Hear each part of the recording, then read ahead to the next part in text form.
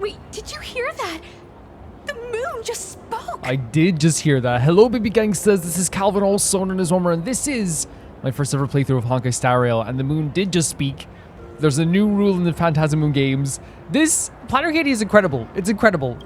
I'm not hearing things, Terrifying, but incredible. The Master of Elation is here? That's not even like, man, whatever's going to happen in the next few chapters is going to be insane. It's going to be insane. Hurry, make a wish. It might actually come true. Look at this little duck. Hang on. This isn't right. Is it? What do you mean? Oh, that winking moon up there in the sky. It just spoke. For real. It did. It definitely did. Hey, it wasn't just me, was it? You heard that too, Oh right? no, March. Everyone heard it. They made an effort to make sure that like a lot of the supplicants saw it. They even saw Fulwish reacting in a crazy way. Yet the whole world heard it. Himiko. I heard it too.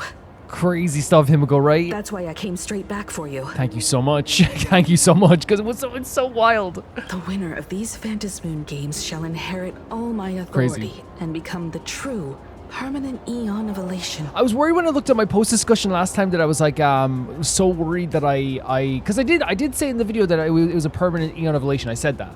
But then I was so worried in my post discussion that I made it sound like they were just going to gain the power of an Eon. Because I think, you know, most people know what I meant. But like, yeah, I can't, you know, stress this enough. It's not just the power of an Eon, which is already incredible, right? That's already insane. It's the Eon of Elation. You know what I mean? It's like, and I have to keep stressing that. It's the Eon of Elation. It's crazy. Which means... change the prize. The Eon of Elation just raised the stakes. Hell yeah. Crazy. Precisely. Aha has raised the stakes. The final winner will inherit the authority of Elation itself. Do you think this also changes the way, it would change the way people interact with the Phantasm games? Because it's the same in any competition, right? Like if the hot dog eating contest, the prize is like, you know, $10, right? You're probably not going to go too ham into like eating some hot dogs, right? But if all of a sudden they say like the prize for the hot dog eating contest is $100, all of a sudden people are like, I might eat some hot dogs. I might go crazy on these hot dogs. You know what I mean? I think I'm using hot dogs as an example, but it's true. It's like the Eon of Elation power is already incredible. That 1 minute is already incredible. But saying you will become an Eon, does that change some people's perspective about how hard they want to win? Or maybe change the perspective on people who don't want to win now? Maybe some people don't want to be an Eon. Are you serious? This is so wild. It doesn't even feel real anymore. It's crazy. It's so crazy. Every time a path has vanished or been absorbed, the cosmic turmoil has lasted for dozens of amber eras. The transfer of an Eon's divine authority. How could that ever amount to a mere wager, lightly traded in a single world's game? And Himiko's stressing this, like, and we stressed this last time as well, like, they have made it sure in this game, from the start of our playthrough of Honkai Star Rail, the Eons are terrifyingly powerful beyond the levels of humankind could ever hope to like achieve. That's the whole point of it, right? That's why fighting the Eons, that's why the whole thing with Finon hits so hard. It is like being as a prize for this competition, you know? Why would Aha do something like this? Great, we're getting all these questions, by the way, but I don't know if Himiko will have all the answers. Hopefully, The right. most logical explanation is that Aha wants to steer this game toward utter insanity. But then, who can possibly fathom the mind of an Eon? That's interesting, though, isn't it? Like, and that would make sense. We talked about, like, you know, changing the stakes. Would people go crazier? Would people work harder? That would make, you know, it would changing the prize does change the perspective on the game. Have the stakes ever been raised like this before? It's a good question. Really good question. Not every Phantasmoon game's ending has been recorded. All right. Many were lost to time, most likely a consequence of the winners exercising their newfound divine authority. Oh, wow. Okay. But as far as recorded history goes, this is unprecedented. After all, the chance to be an Eon for just 1 minute is already an irresistible lure for many. Yes, and that's why my hot dog analogy doesn't work very well. But you guys know I love using like crazy, you know, not very fitting analogies sometimes, but are fitting, but not very fitting. Like, it's not just $10. This is a minute of being an Eon. Like, it's insane. It's an insane thing already. Or having the power of an Eon. Something about this feels off. Exactly. It's just too weird. Can you really just give up being an Eon? What if this is just a big prank by those masked fools? I think that's a fair question for March as well. I think it's a really fair question. In the historical records, instances of the Phantas Moon speaking are few and far between. Oh, for real? And the likelihood of it being influenced by an external force is exceedingly slim. So letting us know that it would be very not probable for it to be hacked. What's the point of all this? Basically, unless what the Phantas Moon said is some cruel joke or a play on words, once the games are over, a new god will be born. Jesus. One of unknown Christ. identity, unknown morality, Yes. and unknown purpose. I'm glad you brought up unknown morality because that's a big deal as well. Like, we don't know how people react to... Yeah, I've seen stories where the best people in the history of the world, the kindest people, you know, power corrupts. Power changes people. The power of an Eon would change people. There's people we know in our own life that if you told me you get the power of a god tomorrow, that might change their whole life and their whole, you know, stance on morality. You know what I mean? And what I mean by that is like the idea that, like, if you give the nicest person in the world, like, the power of a god, right? And at first they're, like, very timid about it. And all of a sudden it becomes a thing where it's like, well, maybe I could do this just once. Or maybe I could do this just once. And all of a sudden it goes through their head, right? It's a power that no one should have, really. They won't be a guest with a 1-minute pass to the Elation theme park. They will be its new owner. Insane. Absolutely insane. They may spread good fortune and steer the great wheel of the cosmos toward hope. Or they may be a god of utter malice, mocking all who stand against the destruction, intent on dragging the universe into an abyss of despair. Maybe there's a silver lining here. The universe is headed for turmoil. Aha must have overheard my wish. So this is, again, what Himiko says, like, again, they could change the world for better. They could do something horrible. They could, and also the fact as well that, like, we... Yes, oh, remember, oh, overheard my wish. I was just, again, because I was about to bring this up, but then I thought, then this is what she meant. The idea that, like, Stella was like, I want the Aha to lead the Anti-Destruction Alliance, right? Technically, if Stella became, like, or if someone else became Aha and led the Anti-Destruction Alliance, not that I want Stella to lead it, but still. You wished that if you won the Phantas Moon games, Aha would become the new leader of the Anti-Destruction Alliance. So technically, like, if Stella became the leader of the Anti-Destruction Alliance, or at least and, you know, but I don't want that for Stella, but I do think it's one of those things where maybe she could be the sail, like Aha could be the sail now. Perhaps Aha heard your idea and decided to pack up and flee in the middle of the night. I was like, I don't really want any of that. No way! It's Baseball, Raccoon, Hello. Lunch Bunny, and Hime Cat in the flesh! Oh, what are they doing here? That's very nice. I couldn't even get a ticket to Star Rail Fest, and now I'm seeing them right here on the street. Oh my god. Oh, this is so funny because, like, this is something that happens in, like, K-pop where, like, what happens is, like, people pay pictures to, like, are paid to see their favorite K-pop artists, like, in person. And then whenever, like, a K-pop artist takes a random picture with people in the street or something, like, those really parasocial stands will get angry, like, I paid for this. I paid to see them. It's like, man, what do you want them to do? Just, like, hide in a dumpster whenever people walk by? Whoa. Where did all these people come from? I was saying because they were like, oh, like, I didn't have to pay for Star Rail Fest. Here you are, you know? Hey, that declaration the Phantas Moon mentioned was about you, right? What are you gonna do? Got any kind of moon landing plans in the works? Moon landing? You should just hit it with your bat! Send that thing spinning into a black hole at the edge of the cosmos! They're filming the back, by the way. It's a bat, not a golf club. Why would I do that? You smash anyone who stands in your way with that bat! Honestly, true. The way they say it makes you sound like a supervillain. Yeah, if you phrase it improperly, we do it. Whoever stands in our way, we do hit him with a bat, but usually it's morally justified. Uh-oh. You don't think that fight with the Daybreak Squadron made everyone turn on us, do you? I mean, they're cheering for us here. Come on, isn't that basically your trademark? You beat the Daybreak Warriors senseless. Love your style, but they love your hair. So you think that... So we beat the Daybreak Squadron, now you think that we're just violent. Oh! All these big shots from across the cosmos, fighting to the death right in our backyard. It's gonna be epic! As we said, they don't always care about the truth, they care about the story. And the story is we beat the Daybreak Squadron to a pulp, and now the Daybreak Squadron is not here anymore. That's the story. Epic. Are you brain dead? One wrong move from them and we're in serious trouble. Oh, no. Just like what happened with the Herald of Death No, years ago. So they think that we're like on the levels of like what could happen with the Herald of Death. Sign this for me, future Eon! That's, again, all these different stories. Again, the girls have such amazing fashion here. Look at this. Such an amazing, cool outfit.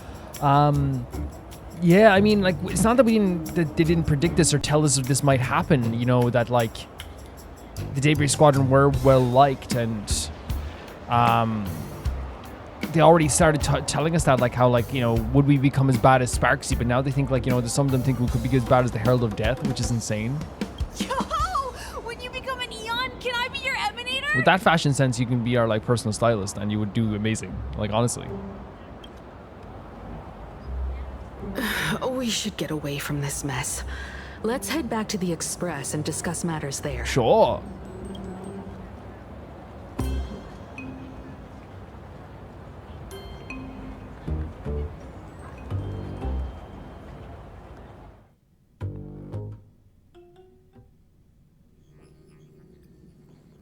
You're back. Yeah, interesting. I love how they always like try to remind us that like this world is built on attention, right? And it's done in such dynamic ways that every time it's anything happens to do with that, it always feels really natural and realistic. Like they built this up. Like they told us like that beating the Daybreak Squadron would change some perceptions. They told us this, and it's not like a total like blindside. And I like that, like, you know, since we know the culture of this place, it's backed up by the culture of this place. Himiko messaged me. She filled me in on the Star Rail Fest and the Phantom Moon's declaration. Things really are changing fast. Very, very fast. Our allies may start to have second thoughts. Now winning the game is more important than ever. I believe our objectives remain the same. I do think all of these are like kind of true. We still have to stop Fulwish. That's one of the things we have to do. We have to stop whatever's happening here with the Calamity. So I'm going to say this because I do also agree with our allies to make second thoughts. Not because I doubt the allies, but like, again, as I said, you never know what people are thinking now in this moment. But then who, like, I don't know though. I don't think Sunday would do that. I don't think that here's the thing. I was about to say I don't think the IPC would like, they would, I feel like the IPC would betray us. They would. But I think that they'd like almost like try to skirt around it first, where they like bring us in and be like, let's change the deal a little bit. You know what I mean? Let's you know, I think in that way. I don't know. I don't think that like the allies that we adore, that we like Sunday and stuff like that is gonna be you know, is going to betray us. I don't think Ashvale right now, at least from my perception, would like, you know, go against the plans that we have. I do obviously think the IPC knowing that they could become an Eon is scary. It's definitely scary. But let's say our objectives stay the same. Yeah, that's right. We came here to win. A bigger prize doesn't change that. And preventing other people from getting this prize is just the best idea. Still, the mere fact that the Phantom Moon made a declaration is anything but ordinary. To prevent the divine authority from falling into the wrong hands, the supplicants may go to any lengths now with their tactics and actions. Yes. Yes. After all, in most people's minds, they alone are the ones best suited to wield Really power. great insight from Himiko, isn't it? Right or wrong has little to do with it. Such is the nature of human will. Yep. I agree. I think even the best of people are going to think, well, I should be the one to do this, right? We're thinking that, right? We're thinking that we're the best ones to do, which I do think factually so, like, still having this, like, you know, winning this power is probably the best option, or Sunday. But I do think it's, like, it's so true in saying that, again, as I said, even the nicest of people are going to be like, well, maybe I think I should have that power. I think I'd be the best suitor for this. Especially when it comes to this. I'm not saying we all want power, but I'm saying that, like, if there's like a big responsibilities, a lot of times humans do believe, and I think sometimes we don't. Like I think sometimes like, you know, when we're aware that something's over our head, we avoid it, right? 110%. But then also there's like a very human trait to go over your head and be in over your head and keep digging deeper and deeper and deeper because you believe that you are still the best person for the job. Yeah, and that may be exactly what the Phantom Moon wishes to see. A spectacular head-on battle of ambitions. Oh yeah. Madame Pearl has sent a communication request to the Astral Express.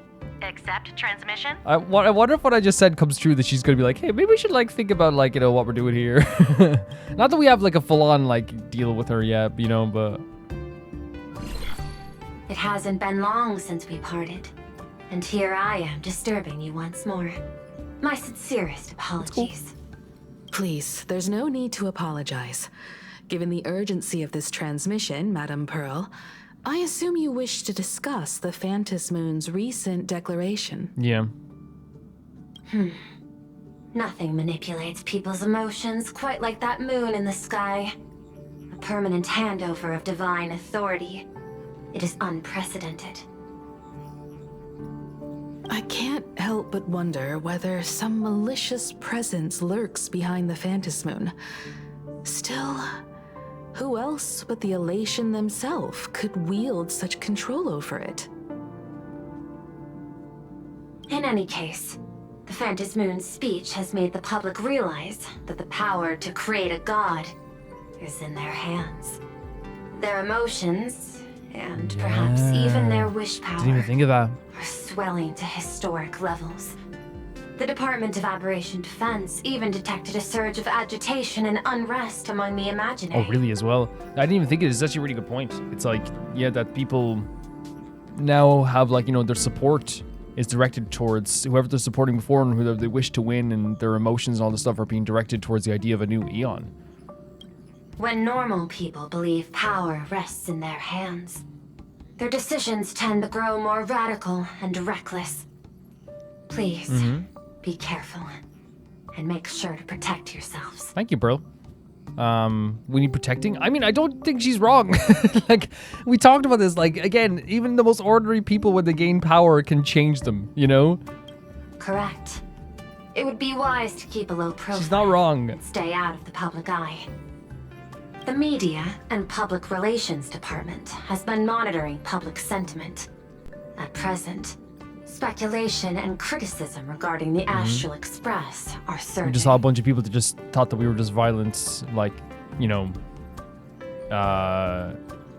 what's the word I'm using? We're just like, well, violent. I've seen it online myself, following the fight with the Daybreak Warriors. There's been no shortage of hostile commentary aimed at her. Oh, man. A commentary program on TV has been claiming the Express's adventures are nothing but stories fabricated by the IPC. It's so crazy how, like, true to the world, like, again, Honkai Star Rail is the idea that, like, some news program, like a commentary program, some podcast can go on and be like, that's not true. Like, they're all just lying. It's all just, like, a big lie that's made up by the IPC about the Express's stories. And then a bunch of people will believe it. That happens all the time.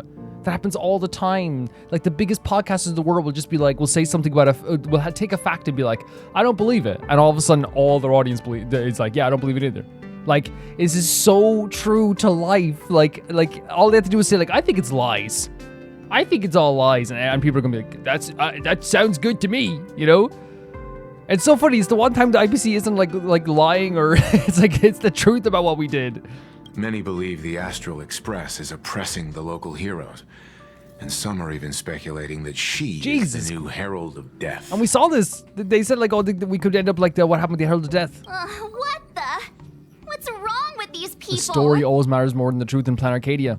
These narratives are undoubtedly being amplified by media platforms steered by Fulwish. I've received a report from the Security Bureau.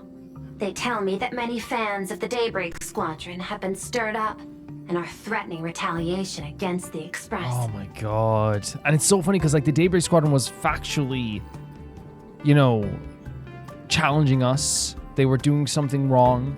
They were sick. They were not in the right mind. But from the perspective of the the people, all they saw was their local heroes who have been on their TV shows getting beaten up by people who just showed up here a few weeks ago. I'll reinforce security in case agitators attempt to storm the station. You can't control public opinion, can't you? You can control public opinion, can't you? I can, but you overestimate what control really means.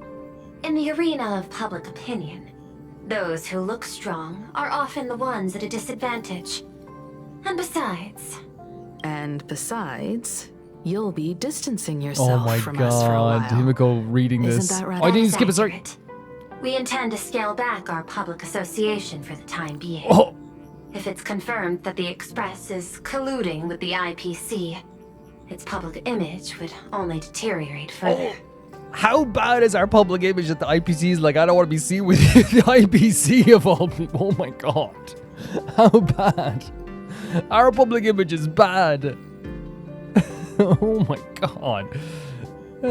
This is like freaking, like, I don't know, a serial killer, like, all of a sudden being like, hey dude, like, hey, I don't want to be seen with you. It's like, dude, you murder people. It's like, yeah, but you though. It's like, what the hell? That's how bad our public like image is. Oh my god. It's like a bad joke. Your public image is so bad the IPC doesn't want to be seen with you. Why don't we disclose what really happened in the fight? Regrettably, I cannot agree to this. Clarifying the facts amid a frenzy of public sentiment is like trying to quell boiling water by stirring it. It only fuels the flames. This is what's so crazy. The right thing to do is to be honest, right? But what's, again, Honkai Star Rail is mimicking real life, and like, there is in the past like half decade, like we used to see like apology videos all the time. We used to see people putting apology videos all the time because the sentiment was, if we get out and be honest and do our public statements, like things can get better, right? What's so funny about this now is that with this here is that it actually does mimic a lot of like what the modern PR sentiment is, which is to just be quiet. And again, I don't agree. I'm not saying oh yeah, it's good, stay quiet, don't address all the criticism. I'm not saying that. I'm saying like obviously companies should address criticism and all this stuff too. But like again, it's mimicking the idea of like now like a lot of companies, if they do something wrong, or a lot of people if they do something wrong, they tend to just not even address it. Because there is a sentiment that like if you address it, it makes it like bigger, right? And that is true in a lot of ways. When if you try to put out the flames, it can get higher as well. So it's not wrong in saying that like trying to like defend yourself does lead to people being more aggressive towards you, right? Trying to defend yourself does lead to people pushing back on your defense more, because people when people are stuck in their beliefs, it's very difficult to get them out of it. It's very difficult. And a lot of times people are seeking community. They're not seeking a retribution. They're seeking a shared opinion that makes them feel like they belong. So in this case, it's one of those situations where it's like, you did something to the Daybreak Squadron. And then all of a sudden you'll have, the person go, well, no, actually, this is actually what happened, right? They don't want to give up that idea of well, no, we're doing something. So they won't listen. They won't listen. I'm not, again, as I said, criticism should be addressed. You shouldn't do things wrong. People who do stuff wrong and corporations, all this stuff, you are wrong. But I think they're trying to it's not a wrong thing to say that the more you address something, the more it's brought up and the more stuff is especially in the modern era of YouTube where if YouTube does something legitimately wrong and it's yeah, that's wrong. And then all of a sudden there's a video made about them once every week. And there's more videos made every single time that they, open their mouth, And again, I want to clarify this. I'm not saying that don't say anything, keep quiet, don't address all your criticism. If you do something wrong, just be quiet. I'm not saying that. I'm saying the modern PR system is that. That's what it is. I don't agree with it, but that's what the modern PR system is. The happiness surgery causes recipients to undergo an abundance transformation. Disclosing such sensational information would probably be taken as a hoax or trigger public panic. Especially when they already believe the IPC is lying about already. I will instruct the Department of Operation Defense to verify the true mechanism behind the happiness surgery as soon as possible. and assess its potential impact. I feel like I keep having to say, like, I'm sitting here agreeing with Pearl when she said, like, which saying, like, oh yeah, they will see it as a hoax. It's true because, again, she's already, like, they already think the IPC is lying. They already think the Astro Express is violent, right? They have the belief in their mind of this, right? So, like, saying, like, you know, this thing will make people think that they're lying, especially since Fulwish is trusted so much. It's not me here sitting going, like, you're so right, IPC. Don't tell the truth. That's not what I'm saying. I'm saying, like, it's mimicking, like, modern corporate PR. So, like, so right, and also at the same time too, it's like there is an element of like, oh yeah, they don't believe the IPC yet, like right now. They don't believe us right now. They think we're lying. They think all our exploits and the stuff we don't know over the world is all lies too. So you look at what Pearl's saying. There's like the corporate aspect of it where it's like, oh my god, it's mimicking real life corporate PR, and then there's also the aspect where it's like, yeah, that's also true because people already don't believe us, already don't like us. It's so messy. It's so messy. I strongly advise you to exercise restraint in front of the media. Even the smallest statement. We've seen this happen. Selectively edited. We have seen this happen as well. What they did to Stell. This all Fulwish is doing. We've seen that happen with Stell as well. And the headlines too. Like if Stell comes out and says like, I beat up the Daybreak Squadron because they did something wrong, right? And they did something wrong and they were fighting me and all this stuff too. The headline can be twisted to be, Stell admits to fighting our local heroes. Because they fought back against, because they fought to defend Planet Arcadia. I know it's a big headline, but you know what I mean? Local heroes beaten up by, Astro Express visitor admits to beating up Daybreak Squadron. Like, it's like, they can frame it any way they want. They can. That much is certain. Still, given the current volatility of public sentiment, please exercise caution and self-control. This is like, actually, it's terrifying how they use, like, you know, media in this story. It's terrifying how they use, like, public opinion in this story. It's so terrifying. I sincerely hope that the Phantasmoon's declaration will not disrupt the goodwill between us. A greater danger still stands before us. After listening to the declaration, who knows what extremes Fulwish might be driven to. Yeah, we have to stop Fulwish. But, like, yeah, you are distancing yourself from us, so, like, you know, we're a bit hurt. Affairs demand my attention, so I must excuse myself. Should there be further developments, I will keep you apprised. Man, this is so crazy to start off a freaking act with.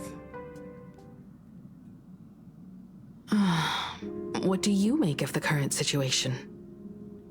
We need to take action and put a stop to Fulwish before things get even worse. Even if I'd never joined the Phantasmoon Games, I'd still make this decision. Exactly. For everyone, she is fooled. For Scott, for Cinderborn. Yeah, man. I love that she keeps bringing up Scott and Cinderborn.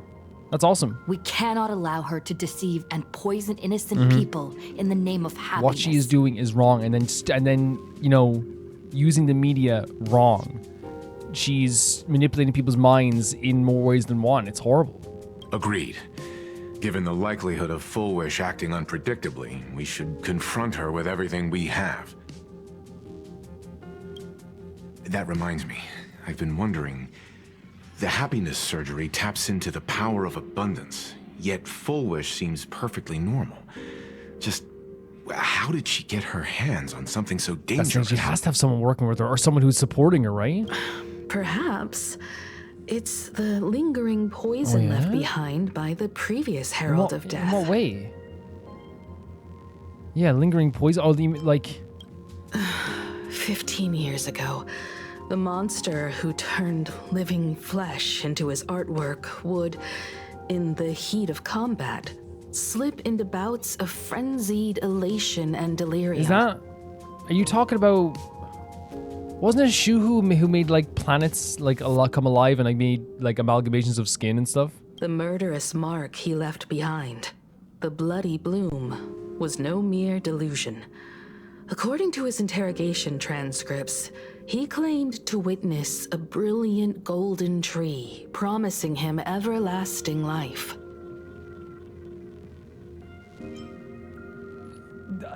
That sounds like the tree. So he claimed he saw a golden tree promising everlasting life. The Phantasm Courtyard's Secret Tree? I cannot say whether the vision this madman claimed to see corresponds to something real, but the possibility cannot be ruled out.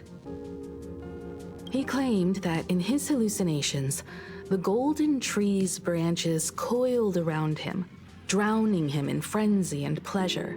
He wanted its blossoms to bloom before all, and to bring about that miracle, he was willing to slaughter without restraint. So he slaughtered people because he was promised everlasting life from this golden tree. So he's, and again, it's what he was willing to do for this stuff as well. In hindsight, it's clear that the Herald of Death was a supplicant who bore the power of abundance. The tragedy he orchestrated in Plain Arcadia ultimately forged another version of himself. Fulwish. Wait, what? Wait, so okay, so we're learning he had the power of the abundance at the time too, and because of obviously from the tree that gave him that, you know, as I said here, the golden tree that coiled around him, in his hallucinations. But she's saying that like Fulwish is like a reborn version of him. Are you saying spiritually or just like in Plain Arcadia? How many have undergone the happiness surgery and turned into potential abominations of abundance? It's a terrifying thought. Fulwish, what has happened to you over the years? Hiding behind these innocent people. What are you really trying to accomplish? Yeah, this is obviously like, you know, the look on Himiko's face and the sadness about this is because this is someone who survived the Bloodstained games as well. But now she's saying that like he created another like just to see this here. So the idea of like the power of the abundance, is it truly power of the abundance? When he slaughtered all those people, a newer version of himself was created in Fulwish. Because they said here that... How did you get your hands on something so dangerous? Lingering poison. So again, I'm not sure about the wording here. Like when he slaughtered all these people, somehow she gained the power to be that... I don't know...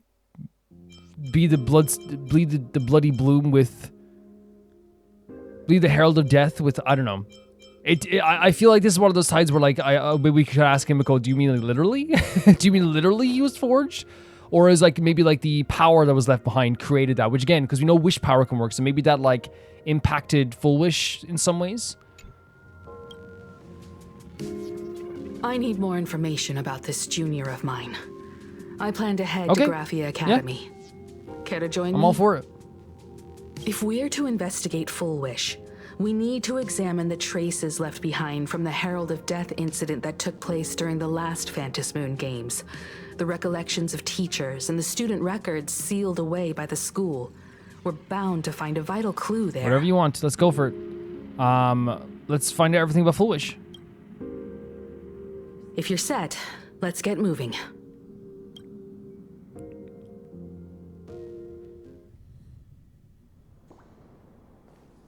Man, back here.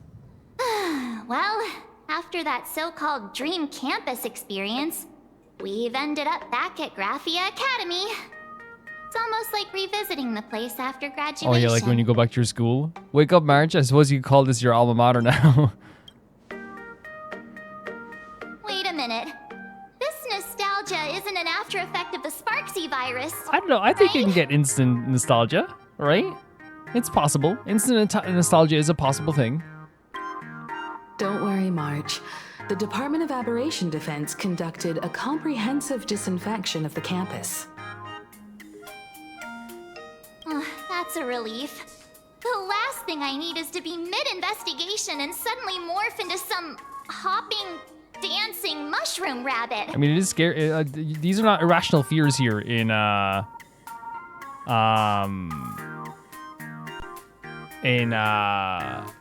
Planet Arcadia.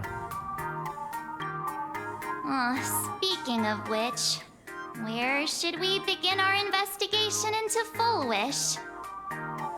Maybe we should start with the teachers who are familiar with the situation? Maybe? I think it's best we see my father first. It's only appropriate that we obtain permission from the Dean before proceeding with the investigation. 15 years have passed, but there should be a backup of the student files, work logs, or visitor records, and only he knows where they're stored. Fair enough. Let's go then. To the Dean's office. Dean Malenko. Let's go. I like reusing areas. I mean, like, I know it seems like such a small thing, but like, so often, like in RPGs, I'll play RPGs where you'll never go back to a location again. And it's like, I play a lot of, like, JRPGs, like, are like my, like, I think my most played genre over my entire life, right, when it comes to games. And, often, like, I will play superb ones all the time, and then I'll play, like, good ones, then you play average ones, and sometimes you play a bad one. I feel like the average and the bad ones, and sometimes the good ones, will sometimes just, like, once you leave an area, you never touch it again, you know? But that just makes the world feel less real. You know, it's like, well, like, you leave this kingdom, it's like, we need help, we need an army, we need an army to help us. Well, what about go back to that castle? No, that was chapter 2. It's still there. That was chapter 2. It's like, okay, like, fine. It's like, yeah, like, Dragon Quest is a perfect example of Dragon Quest 11 of a superb RPG where, like, the world, you go back and visit places. It doesn't just end the location. And it's the same thing with Honkai Star Rail. Like, you know, they reuse places all the time. They revisit places all the time. And again, that's it being a live service game too, but you can do it even in a 60-hour game. You know, I'm here to see Dean Ryusuke. Wait over there. It's my... No, wait over there.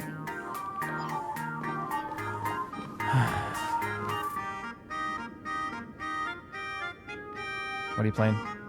I want to talk to you. Okay, fair enough. What are you reading? I don't really want to... Okay, that's fine. Yeah, I'm just chatting. You got the Wi-Fi password over here? Sorry, that's for students only. Oh, okay. Thank you.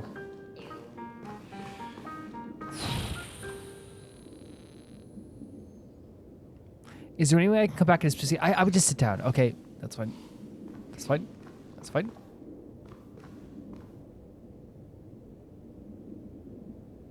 Excuse me, yeah, this joke has gone on too long. Okay. Sorry about that.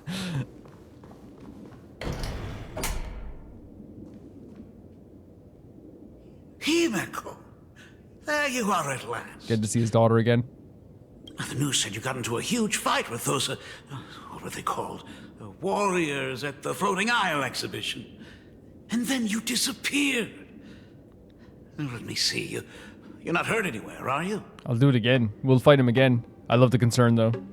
I sent you a dozen messages, and you didn't reply to a single one. Do you have any idea how worried I Calm down, bucko. Calm down. But seeing that you've come to tell me you're safe in person, I'll let this slide. And what were you gonna do about it, huh? What were you gonna do? If you're really so preoccupied, a message or a call would do, you know. Oh my god, he's doing the... he's doing the, you know, the parent who, like, never sees their children, you know? Oh, no one ever listens to me anymore. No one ever visits me anymore. Dude, you're back in her life for 2 minutes. Ah, it's you two. I saw you on the news as well. Valiantly fought, huh? These Megatron warriors don't know who they're messing with. Do you think they dare challenge my daughter's subordinates? Honestly, calling us Himiko's subordinates, that's sick. That's so cool. Well, now it feels like we're the underlings of Warlord Hell yeah. Himeko or something. How do you like it? Hell yeah. That's sick. In any case, I like that. I'll leave Himeko in your hands. Please try to keep her out of combat. Himiko is so tough. Don't worry, I'm a great bodyguard. Of course, Grandpa. I got it, Grandpa. Stop. Every time you and she get together, the conversation somehow drifts completely off course. That's really funny. But again, who goes our mobs? What are we supposed to do? That's Gramps. I'm fine. I'm good. Your daughter's no porcelain doll. We came here to... Tough as nails. I know. I understand. You didn't come as my daughter. Rather, I am currently speaking to the navigator of the Astral Express. Very good you realize that. But tell me, has there been progress on the new Herald of Death case? I wasn't expecting the questioning to come in rounds. In rounds?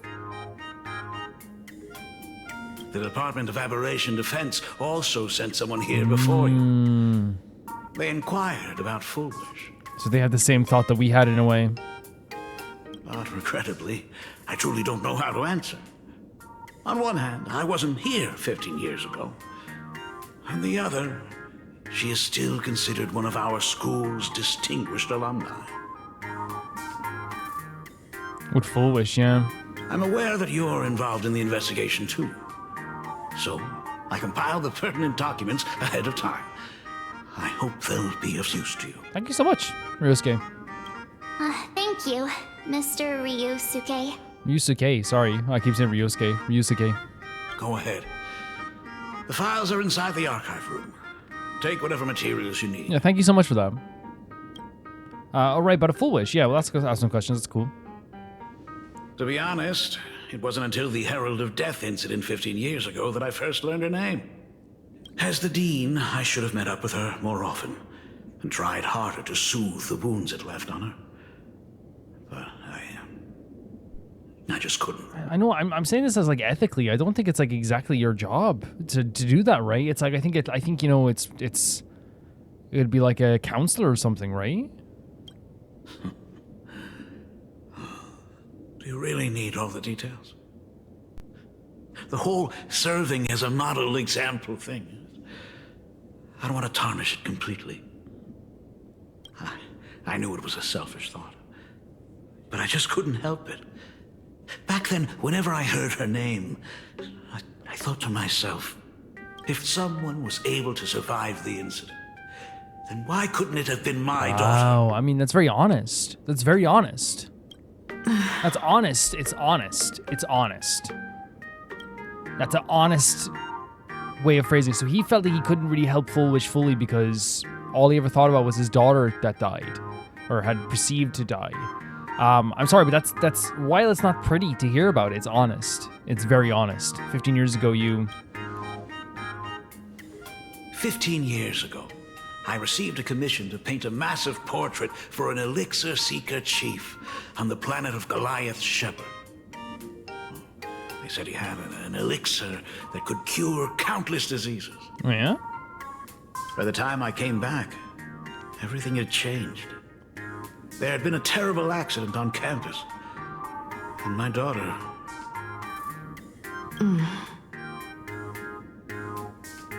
Even though I knew my presence here wouldn't have changed anything.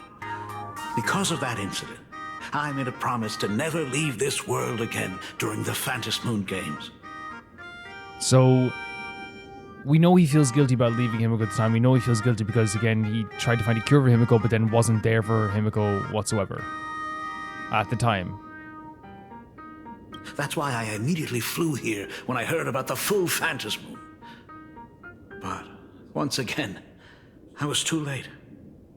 And the supplicant called Sparksy had turned the campus upside down. It's all right. You can leave the crisis solving to the Nameless. You're right about that. Yet oddly, once Sparksy stirred up all that chaos, applications to the school soared to an all-time high.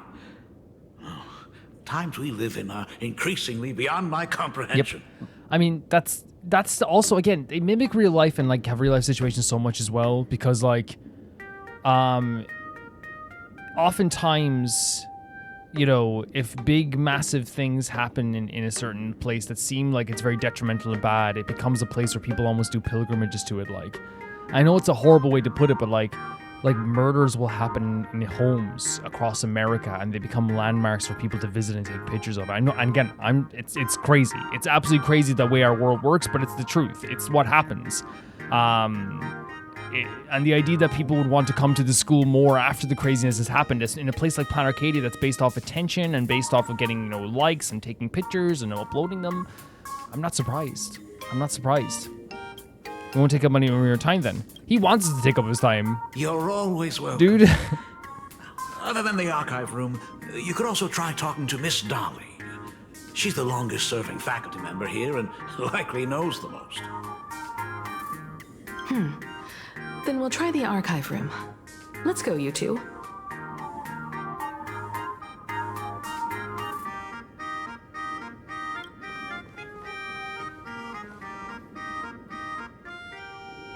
Thank you, Dad. We should be able to find the archive room and Miss Dolly around the Imagenesis classroom, right?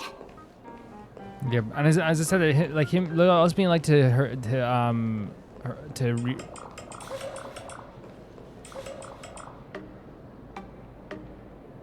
we talk to the?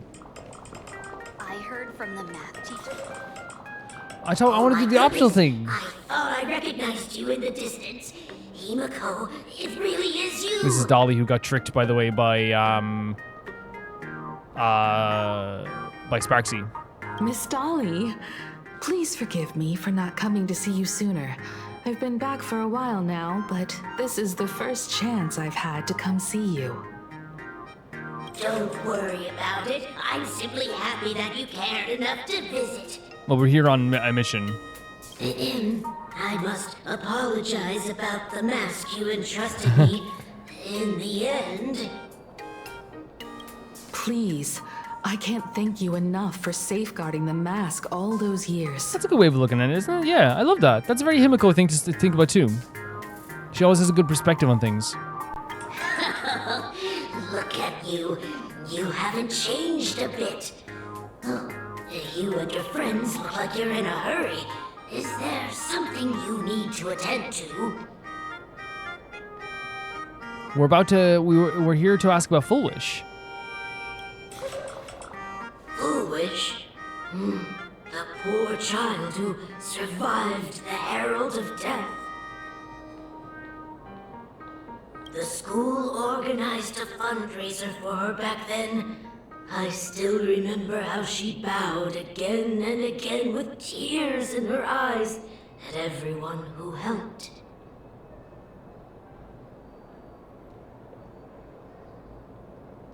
So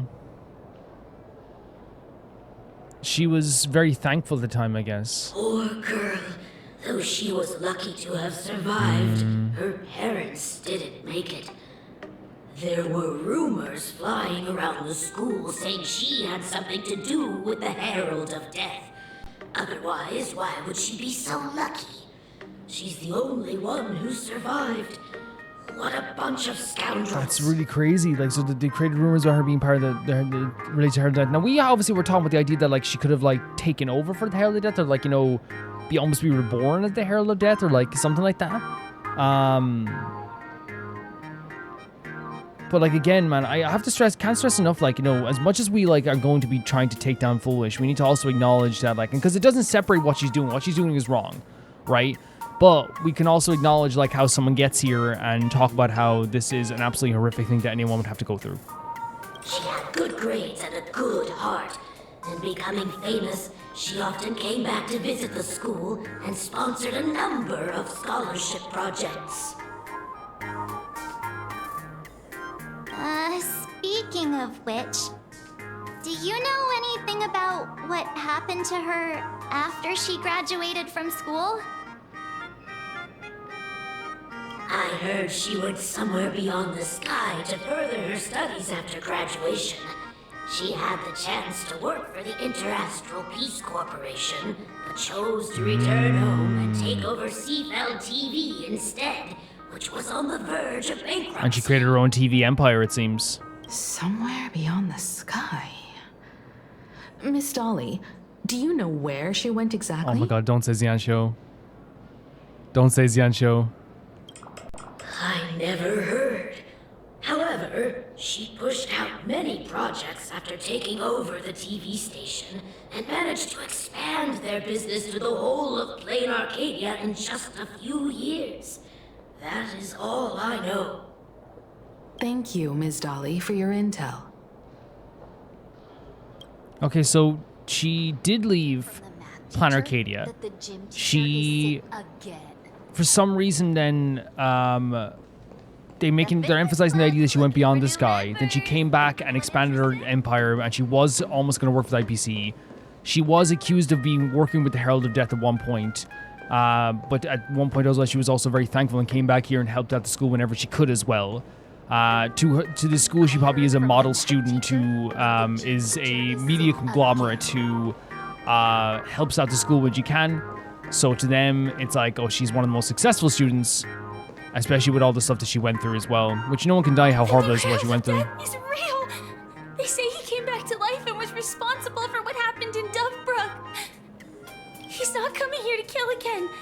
Fear here as well. Maybe we should ask for leave and stay home until this blows over? What are you, scared? Yes. If he really comes, I'm live streaming the whole thing and getting all the clout for it.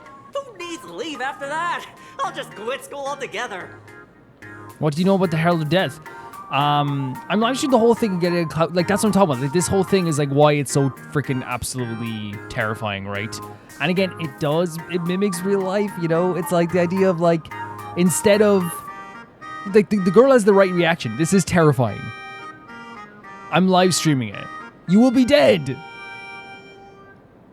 You will die. But then again, it's about getting attention. What do you know about the Herald of Death? I heard he murdered hundreds of students here 15 years ago. Didn't he murder 22 students and murder like a bunch of like people in the streets then? Hundreds? Really? I only heard that the crime scene still exists somewhere on campus. It does technically. I don't feel too good about this. We should get out of here. If we help the Express Gang, there's a chance we might get featured in the Fluffy. This stuff is an addiction. This stuff is an addiction. Like the idea of being addicted to like, and again, I'm not trying to be that guy ever that's like, oh, modern people on their phones. Put the phones down and touch some grass, buddies. Like I'm on my phone all the time, freaking like, you know, scrolling through K-pop pictures. You know what I mean? I'm on Twitter. You know, I'm there all the time. You know what I mean? So like I literally have my job is doing a social media channel like on YouTube. Like I'm not like saying I'm like oh, blah, blah, blah. But I'm saying like in terms of like what's happening here with this guy is like it's directly showing that like there's an addiction to the attention because that's what they're like brought up to feel like. Their whole world is attention. It's about getting attention in the whatever way they can. You're seriously obsessed with becoming famous. And this is a thing in our culture too. It is 110%. Because we have this place again. We have documented facts and moments in history where like YouTubers and streamers have done horrible things in order to get attention. This is what happens, right? It does happen. Look at this guy over here. I love this. My favorite mafia boss, Irvin R. Wolf. So like it's not like it stretches our mind at all. Like we're watching this guy being like, I'm gonna video this murderer. It's like it doesn't surprise me. It's not like if I found out that happened in real life, I'd be like, that's horrible. But it's like it wouldn't shock me as it used to. Not because I think it's right or that it should be normal, but because like that type of stuff happens like once per scroll on Twitter. It's like YouTuber did this, Kick streamer did this, Twitch streamer did this, and you're like, Jesus, dude, like what the hell, you know? I'm not sitting here surprised is what I'm saying. The atmosphere in this archive room is giving me the creeps. It's so gloomy. Almost like we've stumbled into Fixtroll Garden. Yeah, very dimmed lights. Is this where we met Venetia first time? It was like this 15 years ago as well. The archives tracked all academic results. Near the final exams, students dissatisfied with their abilities often poured their frustration into painting unsettling things. Unsettling things? There's a lot of data stored here. Aside from what my father organized for us, let's explore the other areas as well. If possible, keep an eye out for clues regarding Fulwish's life after graduation. She returned to her alma mater frequently, so there must be records of her visits. Sure. Dabbling in technology related to the abundance. Where exactly did she acquire it? Perhaps her past holds a clue. So I do think that more and more that what Himiko was saying before with the whole thing of like, you know, created a new Herald of Death, I think it might be more spiritual because like I thought that's what she was saying. Maybe she got the abundance, but like she's talking about how she acquired it. Yeah, but here's the thing, like it's like I have no problem like, you know, you're not always understanding everything because oftentimes in Honkai Star Rail they will have like a thing where they'll be like, and the demon came back on the 12th of March, and you're like, wait, so like a demon came back, and then later on they find out it's like, no, it was actually just like they meant more of like figuratively. It's like, oh, okay. You know, it's I always wait to like see like, you know, maybe I will understand it more later on. So I'm thinking it might be more spiritual. It's like, oh, they like she took over for him in some ways, like it created something else like that too. Because here she's asking where she even acquired the abundance. Because I thought they were saying that maybe she could have acquired it from, or there's a sparkle doll from the Herald of Death. But yeah, that's fine. You know, we'll keep trying to understand stuff. Is this? Could Sparksy have really pulled the same trick again? Left you a gift at the school? Tag on Sparkle Dog. Confiscated from the Sparksy fan club unauthorized late night gathering. Data confiscation, we don't know. Confiscate audience Sparkle plushie. Reason for confiscation. 3-year second-year students and the five first-year students formed an unauthorized club called Sparksy Fan Club and held an unsanctioned gathering in the gymnasium late at night. Club members wore bizarre costumes, waved glow sticks, and chanted destroy the old model and Sparksicle forever, all while surrounding the doll. The continuous noise resulted in a night patrol teacher suffering a sudden seizure and requiring emergency medical attention. Disposal methods stored in the archive room to be returned upon graduation. So, like, they legitimately broke in overnight. Did a freaking ritual about destroy the old model, waving the glow sticks. This world is, like, very... Did they really have to put this here? This world is very K-pop. It is. Just like this, like, not the rituals, I'm saying, like, the glow sticks and everything. But, you know what's so interesting about that too is like I think obviously Stella has a right to be like very upset by seeing a Sparkle doll, especially after everything that's happened. For me personally, I really do like Sparkle a lot. I don't know. Look, there's a picture of Evanesia,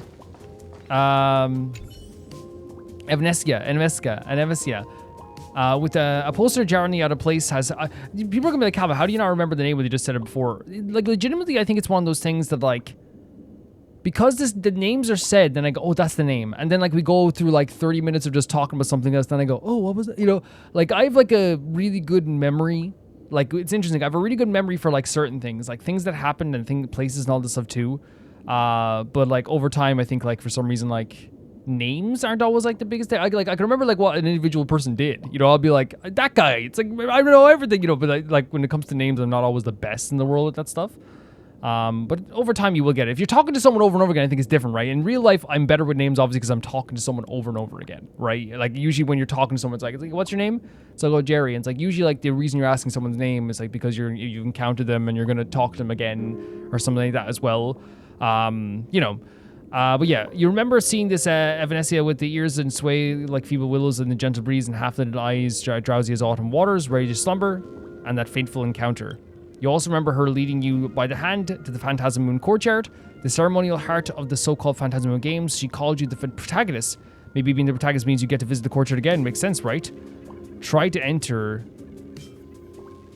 I don't think we should do that right now. Of course, paintings are returnable, but people come and go as they please. You're welcome back anytime. So maybe we can enter through there, though, if we want to at some point. That's cool, though, if that is the case.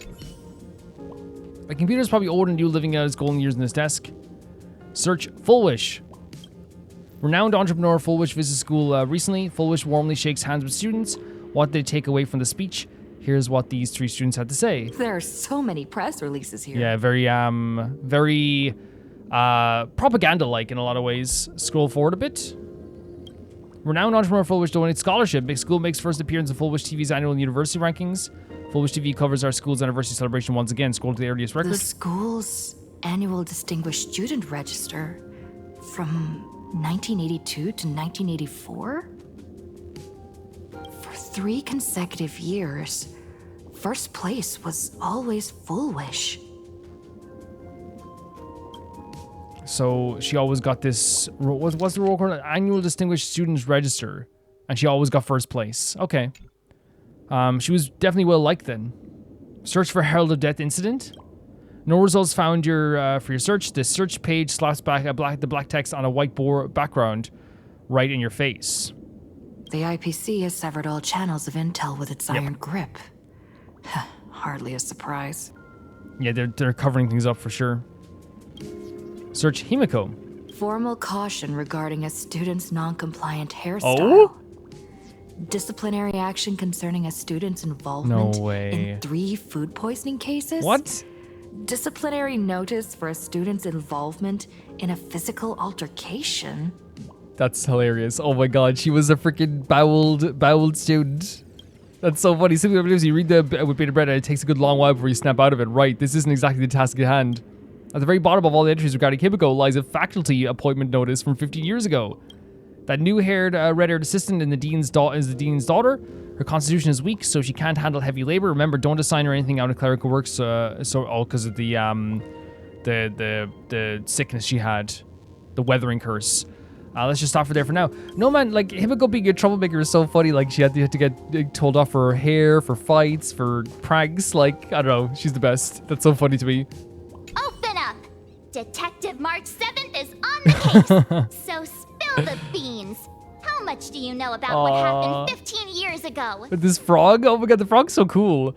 Marge, you tell him. You've got the wrong guy, I swear. I'm just an innocent, cursed imaginary. I can't even move from this spot.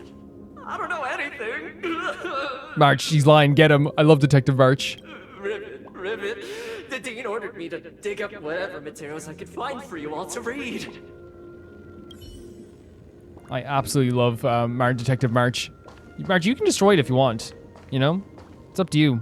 We'll use your discretion. The label of this cabinet reads Alumni Yearbook. In which year did Fulwish graduate? You seem to remember you obtained this information from somewhere. Recall deeper. Sometimes a little deduction is sufficient to make up for missing memories. It is the current year. Oh, it's 1999 in Planet Arcadia calendar. Okay, the Herald of Death incident took place 15 years ago. I remembered all along. The year Fulwish graduated is... So it was 15 years ago when the thing happened, but she was a senior, right? Or she was... Himiko was a senior, so it was in 1984? No, 1983. 1983. Yeah, none of the students had forward betrayed a hint of a smile. They stood sparsely like teeth in an aged person's mouth, separated by absences that could never be filled. Jesus, dude. In the year before class 94, you find a page... Oh, it is 94. Okay. Yeah. Because it happened 15 years ago, but she wasn't a senior at the time. So 15 years ago from 1999 would be... It would be 84. So she was graduating at the time? I thought she was a junior to...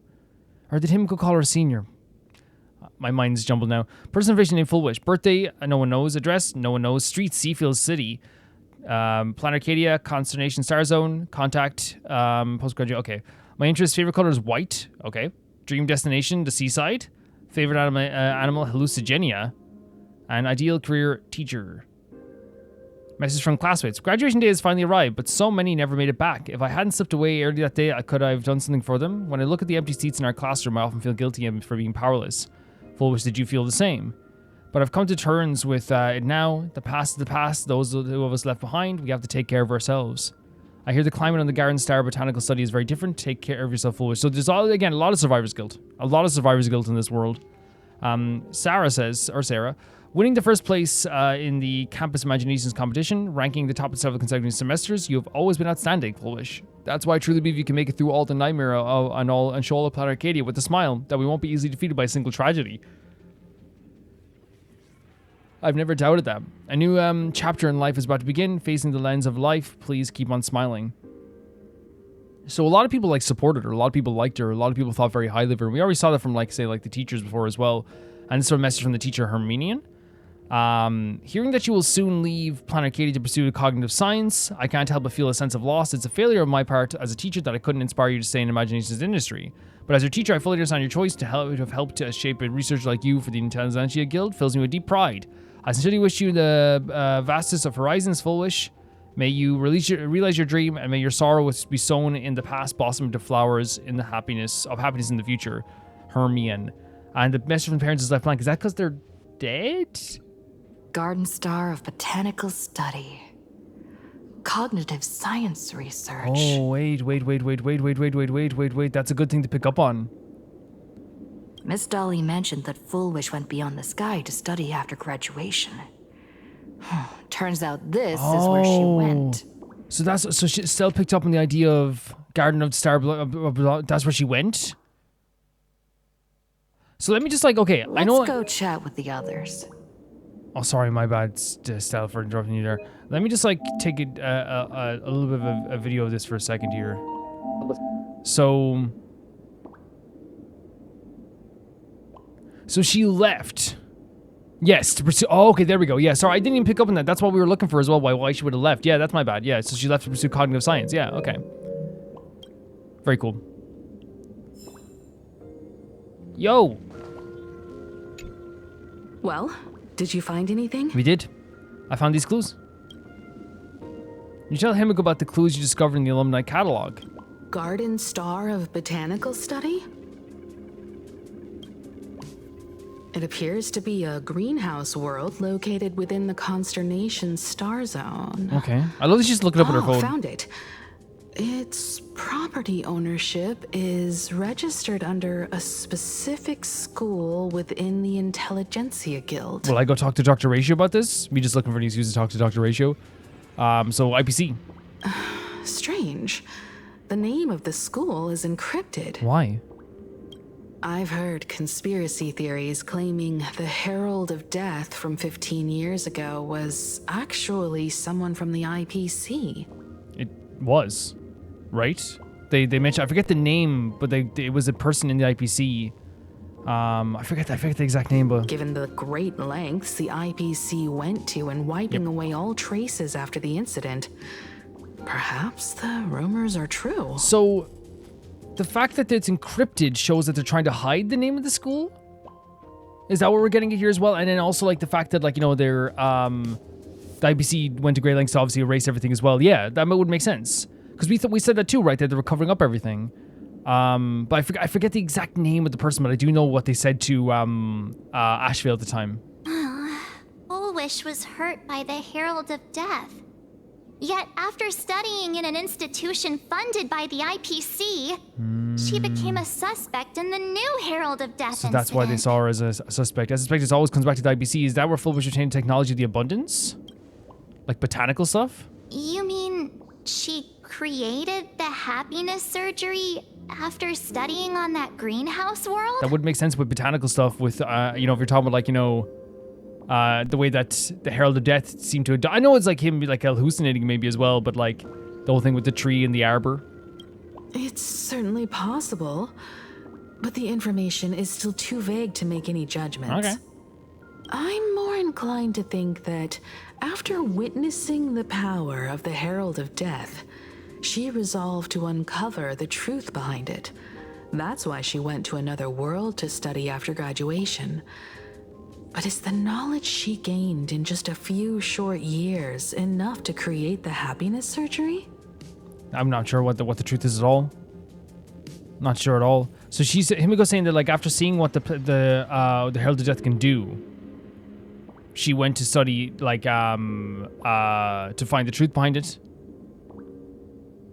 Yeah, I have no idea. I have no idea what's going to happen here. If the power of the abundance used in the happiness surgery stems from the Herald of Death's lingering poison, would the IPC, who have tried to hide this in every way possible, really be unaware of her actions?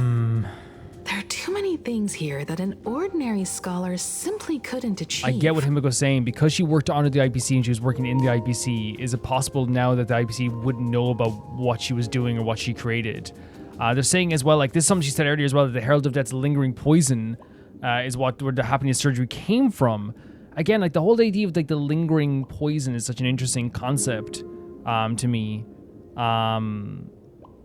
Because it sounds spiritual, but it sounds like also Himiko saying as literal. Now this sounds literal. It's an actual poison. I don't know. Perhaps I should contact her as a fellow alumna. and have an open, honest talk. Contact Fulwish as her senior? After all this time, would she even want to see you? I don't know. How did you meet her? Can you tell us about what about the Fulwish you knew? That's it. These are all interesting questions because again, it is something from Himiko's past. Back then, I had taken a leave of absence from university due to health issues. So I was doing some idle work at my father's school to clear my mind. Oh, wow. Fulwish would occasionally run to the library to slack off. She and Belle always appeared together, helping me organize newspaper clippings and library cards, all while chattering on about classmates' crushes and the latest Normal gossip. stuff, right? Just normal stuff. So this is Fulwish and Belle. Okay. We can assume the blonde one is Fulwish.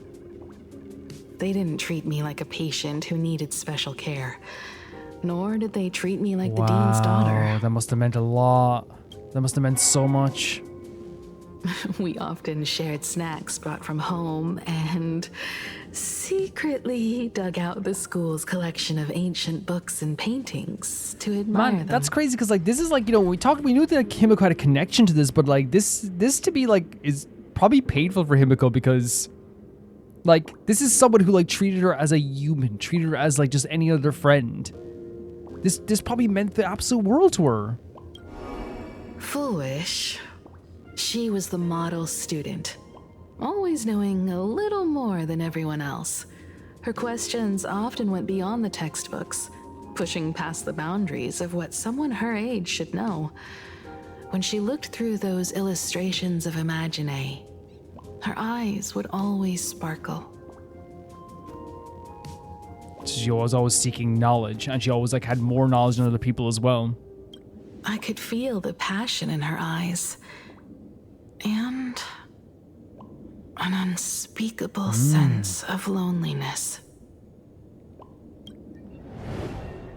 If she still remembers our old friendship, she will meet me. Fulwish is walking a dangerous path right now, and the deeper someone walks into the abyss, the more they crave the recognition and understanding of old friends. I mean, beautiful phrasing from Himiko, but like the idea that like, you know, someone is going down a wrong path and it's almost like they're silently begging for someone to stop them in some ways. I hope you're right. I hope you are correct that you can that she will meet up with you as well. But yeah, this is not just someone who was like a student in the school who she was like, you know, acquaintances with or someone who she was cordial with. This is someone who she admired and who admired her. This is someone who like was there for Himiko and made Himiko feel like an ordinary person. Didn't care about her sickness, didn't care about her father. I want to ask her myself, why has the happiness she pursues become an illusion that can only be maintained by a taboo surgery? I'll go with you, I'll protect you. So I want to ask her why this happiness she pursues become an illusion though. So it's like, so she's saying, that's actually again, really beautiful writing. Because like, again, this person who like, was pursuing knowledge and always pursuing all this like information, but now the happiness that she's pursuing has become surgical, it's become fake, it's become manufactured. And because earlier on they talked about the idea of the lingering poison, right? The stuff here with the where is it here as well?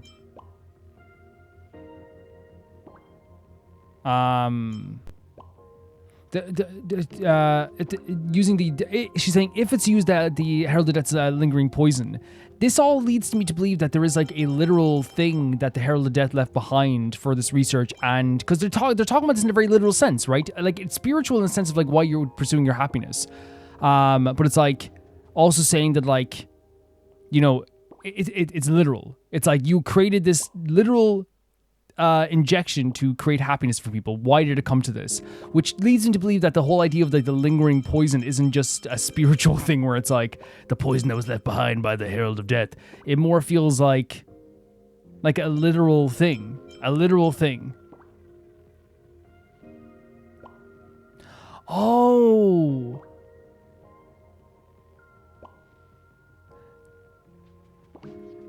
No, I'm gonna say it's literal right now. It could still be like figurative, like in a sense of like that the poison that was left behind was also maybe like the wish power that was left behind by the Herald of Death as well. But we'll see. We'll see exactly what that means. I'll go with you. Let's go. Me Hell too. yes. This is another trio that we love. Thank you, you two. And thank you for your investigation. Though many questions remain unanswered, at least I now have a clearer picture of her movements after graduation. By the way, before we leave the school, there's one more place I'd like to visit. Before I meet Fulwish, I want to say goodbye to that memory from 15 years ago. Sure. You mean that old school building Oh, from yeah. 15 years ago? Yeah. We can do that. We can definitely do that. Yeah, like, and to me, like, I'm never gonna like be like, oh, like, you know, Miss Dolly should be here, right? What? I'd have a chance to ask her about it. Is that something complete? Is that a different mission? That seems like a different mission. It's not even like marked as an optional thing, but that's okay. But yeah, the reason why I thought it was like, could it be like an idea of it being spiritual is because like the lingering poison of the Herald of Death sounds like it could be like what he's left behind in terms of wish power. That's what my thought process was. You know, but the way that they're describing it now does sound like it's something very literal, like it's something that they used. Unless I like missed something entirely. What?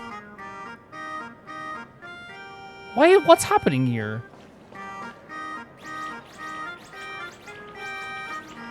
I'm super worried this is like a later mission or something like that as well.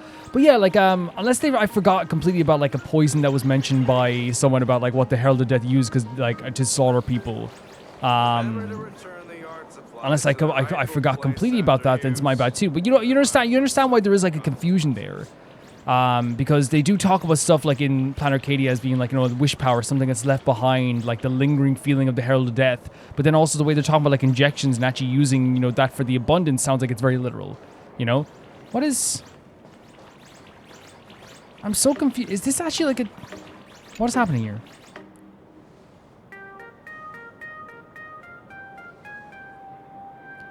It's another mission. Okay, we won't be doing this now, guys. This is another mission. It's like a world quest or something. Okay, 1 second. Yeah, there seems to be a lot of our quests around here, which is fine. Like, that's going to happen like in any live service game. You're going to have those type of things as well. It's actually a good thing. It means that there's like a lot of life in this quest too. But like, I don't think it breaks my immersion. I think like the only way it would break my immersion if it was like all of a sudden like Blade is like in the middle of the hallway and he's like, "Hello, Cell. It's me, Blade. Let's play cards." And it's like, oh wait, so at some point we're gonna be really good with Blade to the point we're playing cards. You know what I mean? That would break the immersion a little bit. But that doesn't break my immersion. Like, you know, Pearl showing up and being like, "Let's do this," because again, we're already like, you know, obviously you can say, "Look, Calvin, like she just says she's distanced herself from you and then she wants your help," and yeah, like it's funny the way it kind of goes in order. But like you have to, it's a live service game. You have to play the game. You have to understand you're gonna. It's gonna be moments like that. You gotta free your mind. Back into this room again. Oh. I'm so sorry. I just couldn't finish Belle, I'm tidying up the Fulwish ribbons, here. and now I've dragged you into staying this late. Don't worry about it, Belle. It was my turn on duty today anyway. Himeko? Is this? Yes. In this imaginated classroom, the after images of the students from 15 years ago still linger in their original places. That's brutal. It's so brutal, right? And again, it's one of those things where like the power of imagination, the power of, I guess, even wishes as well. Like it's such a technological world, but like Planet Arcadia is also like incredibly like not extraterrestrial, but like ghost-like. It's very spiritual in that sense, right? Tomorrow is the school anniversary. I wonder how lively it will be. They've invited parents here. Will your parents be coming?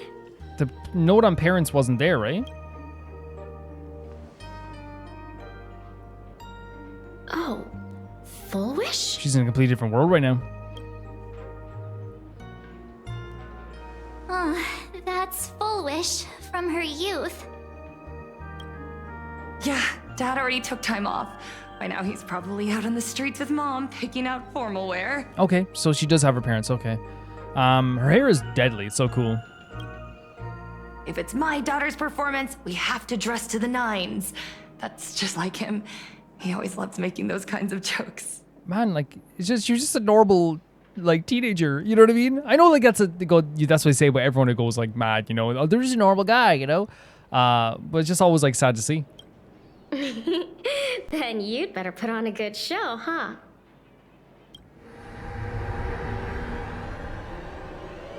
There won't be a show anymore, Belle. Oh, maybe she wasn't as normal as we think.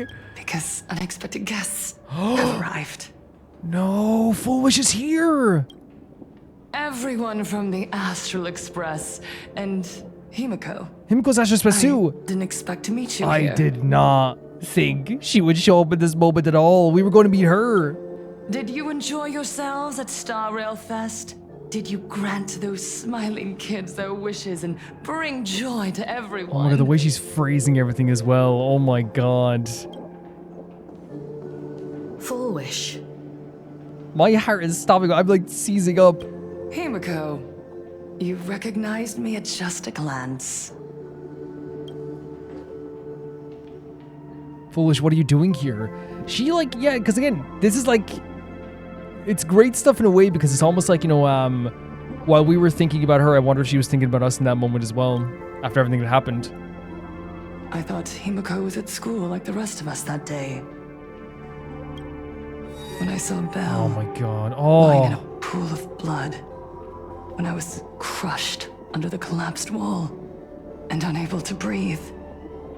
The thought crossed my mind. Like, how crazy is what he did here? Like, destroying walls, like, killing these, you know, characters, like, these kids. And, like, Belle's the girl we saw before, right? Belle's the girl we saw when we first came here. Poor Himiko. If you had met the Herald of Death with that delicate frame of yours. Huh? But who would have guessed? You're alive and living quite well. Because Himiko survived and left. She's one of the very few survivors of what happened years and years ago. You became the navigator of the Astral Express, roaming freely beyond the sky, just like the three of us used to talk about in our chats. Your dream came true. I can't get a read on this conversation yet. I can't get a read on it. I feel like she's being very kind of like, not dismissive, but like there is a bitterness in her voice. Congratulations are in order. Yeah, there's a bit of bitterness. Yeah, you can definitely feel it. Oh, Himiko, no. Please don't feel bad about this. Himiko, do you know 15 years have passed? And my wounds have mostly healed? I don't think so. Like, if you're talking about spiritual wounds, definitely not. Like, the fact that what you're doing right now shows you're not healed. Even slightly. Regrettably, there are some scars and emptiness that time can never heal. I think you think you're healing. I think you think you have... I think nothing about you is healed. Look around. Even here, even with these phantoms, This their music as seats well. are still empty. Belle, Leon, Ziania, Mia, and so many others.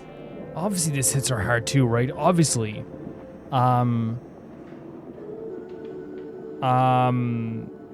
She worked... So she, like, just because she works in this, like, very awful space now doesn't mean that we can't acknowledge that, like, this is something that, like, led her to get to the place she is. This brutal, like... You know, guilt, as we talk about survivor's guilt, we also talk about the idea of, like, just, like, seeing your friends die. Being murdered. Being brutally killed. But...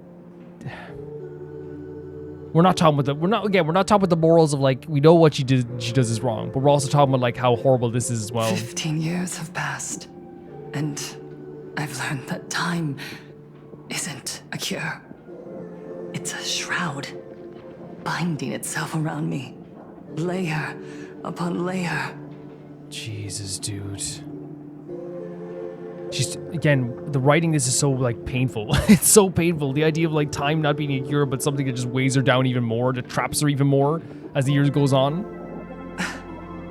So, I made a decision. I'm going to tear it open. I'm going to let everything bloody and unforgettable beneath it see the light of day again. Wait, is she gonna expose everything that happened, or, like... See the light of day? You were a victim of the Herald of Death, only to become the second Herald of Death yourself? You intend to use a power you can't possibly comprehend to win the Phantasmoon games. So she's literally, so that's what they mean maybe by poison. She's literally using a power of the Herald of Death to be the next Herald of Death. But like, also, like, this is such an important detail as well here too. Like, the idea that she thinks that she's curing herself by, and her idea of exposing and ripping everything open is just by doing it again? Like, what, how does that... How are you any different from that monster back then? From the monster that took your parents' lives? Oh my god, Himiko, it's so rare to see Himiko get this angry as well, get this upset.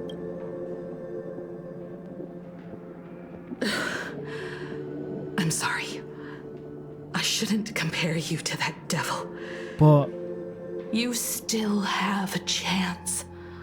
Stop this now. She can stop this, but here's the thing, right? She doesn't have a chance. Like, if she was responsible for all the stuff that's happened to her, like her life is over, right? Like, it's done. Like, there's no, like, what can you do in this situation? Like, what can you do? But I understand what Himiko's saying. Himiko's not saying, like, oh, I'm not saying what you did was right. What she's saying is that, like, staring a victim in the face when you're trying to, like, you know, meet them halfway on something and saying, like, you're just like that, you know, again, even though, like, I think that it's not totally unfair to be like, why are you doing this when you know how much pain this brings? You know how much the pain this brings.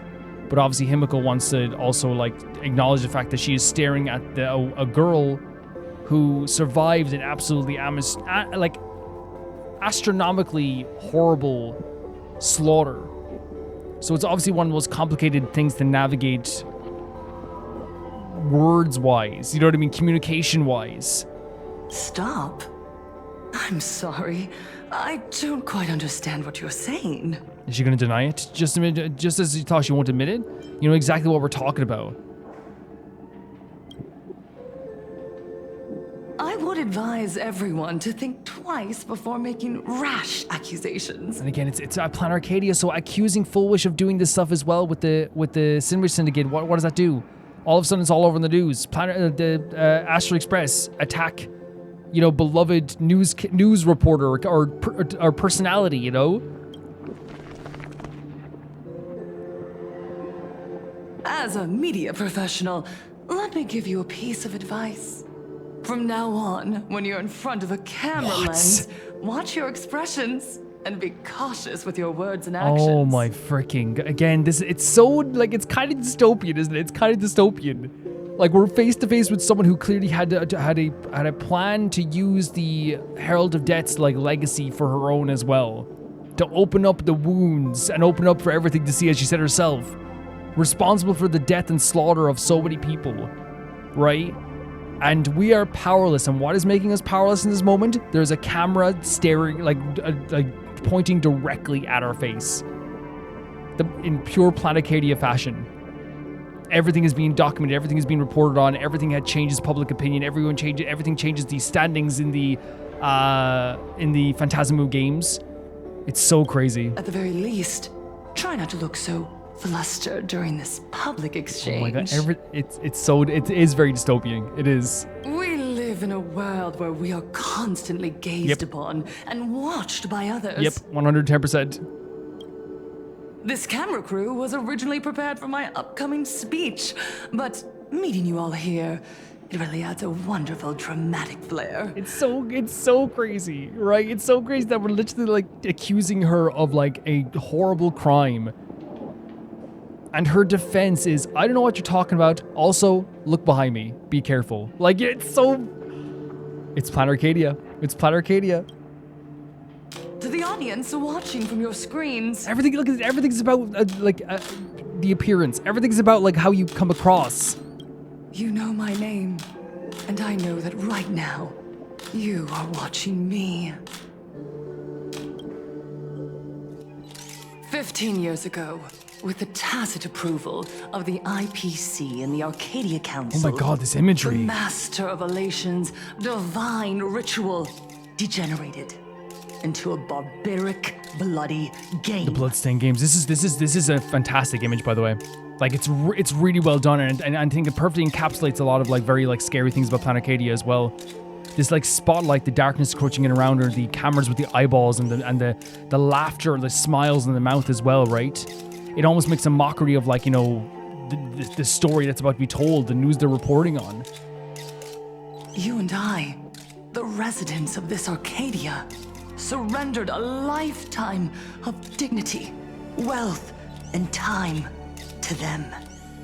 All in exchange for a single full meal. So wait, what she's saying, you and I, residents of Arcadia, surrendered a lifetime of dignity, wealth, and to all of them in exchange for a single full meal. Oh, she's saying from the IPC. So she's saying that we've worked so hard and exchanged our dignity just for one meal. We are surrounded by bizarre entertainment and stimulating gore. We soak all day in shallow, boring programs, oh my God. achieving nothing. I mean, that's what makes this even more terrifying, is that she kind of understands in a lot of ways where it's like what Planet Arcadia is kind of like about in some ways, you know, but like obviously she's using it for in the wrong way. And now we must live in fear of the unscrupulous atrocities of these supplicants from beyond the sky, forcing smiles as we applaud and cheer for them. Oh my God. Wait, so she's talking directly to the people then now. She's talking directly to the people right now. And you see here as well, like and again, I'm going to look over it again because I want to look over it again. Like she's saying the IPC caused this barbaric game. That's the first thing. We exchanged all of our life and all of our dignity for one meal, for just a small win. We are all at the time surrounded by gore, by boring programs that give us nothing. Like this idea that our mind is being melted by the internet and by TV, right? And then it's like, now we have to worry about these guys coming in here. Like she actually is like an unbelievable she has an unbelievable way of like using propaganda and words. She does. She knows exactly the type of thing she's doing. Is this the happiness the god promised us? There it is again. No, absolutely not. The Master of Elation would never be deceived by miracles, but with pain and blood. What they desire to see, a heartfelt smile. Oh my God. And so, they granted me a revelation. She's just unbelievably well written. She's unbelievably well written. She really is. Like I know it's like it's it's the truth, right? Like for her, like standing here and like what a way to like twist everything around. Not twist everything around, but what a way to like capture the hearts of the people in this world, right? There's people in this world who believe that the IPC and IPC are bad, and that's not making any mistake about it. But like they believe that there is like a you know, that the IPC are the cause of a lot of this stuff. That they which technically an IPC member wasn't the Herald of Death, was the Herald of Death. But then bringing up the idea of aha, right? This god offered us happiness and smile and laughter. And in this line here, there's no way aha would want this, right? Telling you what they think the god would want. And people resonate with that. They desire to see heartfelt smiles, and they granted me a revelation. Whatever she's going to say now, it's like, they granted me this revelation. I'm speaking for this god. Even though Aha never said this, never spoke about this. There's going to be people watching this right now going like, yeah, she's right. And like, Aha must cherish her and speak for her, and she's speaking for Aha. Like, there's people who will believe this. We have in our lifetime, and this isn't everyone to do with religion, I want to make this clear, there's people who are religious who aren't bad people. But there's a thing like nowadays where like people will do an atrocity and be like, God told me I can do this. You know? And there's people that buy that up and soak it up, you know? Everyone on that evening 15 years ago, what saved me. Jesus, dude, the smile, look at this. It was not the supplicants, and it was certainly not the IPC. And the freaking sunflower in the back as well, the switch up too. She's terrifying. She's absolutely terrifying. Right here, as the Herald of Death approached, step by step, the one who sent down a miracle was the master of elation. Oh, so she's saying that she was saved by AHA themselves. They allowed me to escape with my life. And when I was trapped in a small room, consumed by loneliness, they sent me a mask. Terrifying. She's terrifying.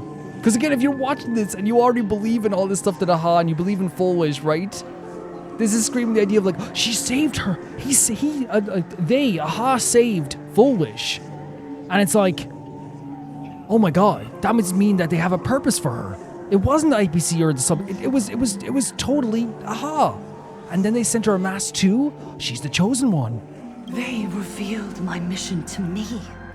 To bring happiness back to a plain Arcadia that has lost its smile. She's terrified. She's terrifying. She is terrifying.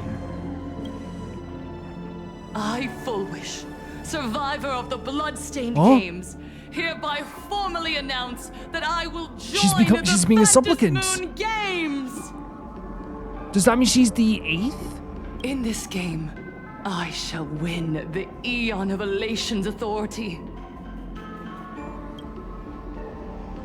And then, I will make smiles of happiness bloom on the faces of every single person in plain Arcadia. Oh my god. This is she's so scary. Like again, like, and she did this at perfect timing too, knowing that our reputation is on the little bit of a downturn.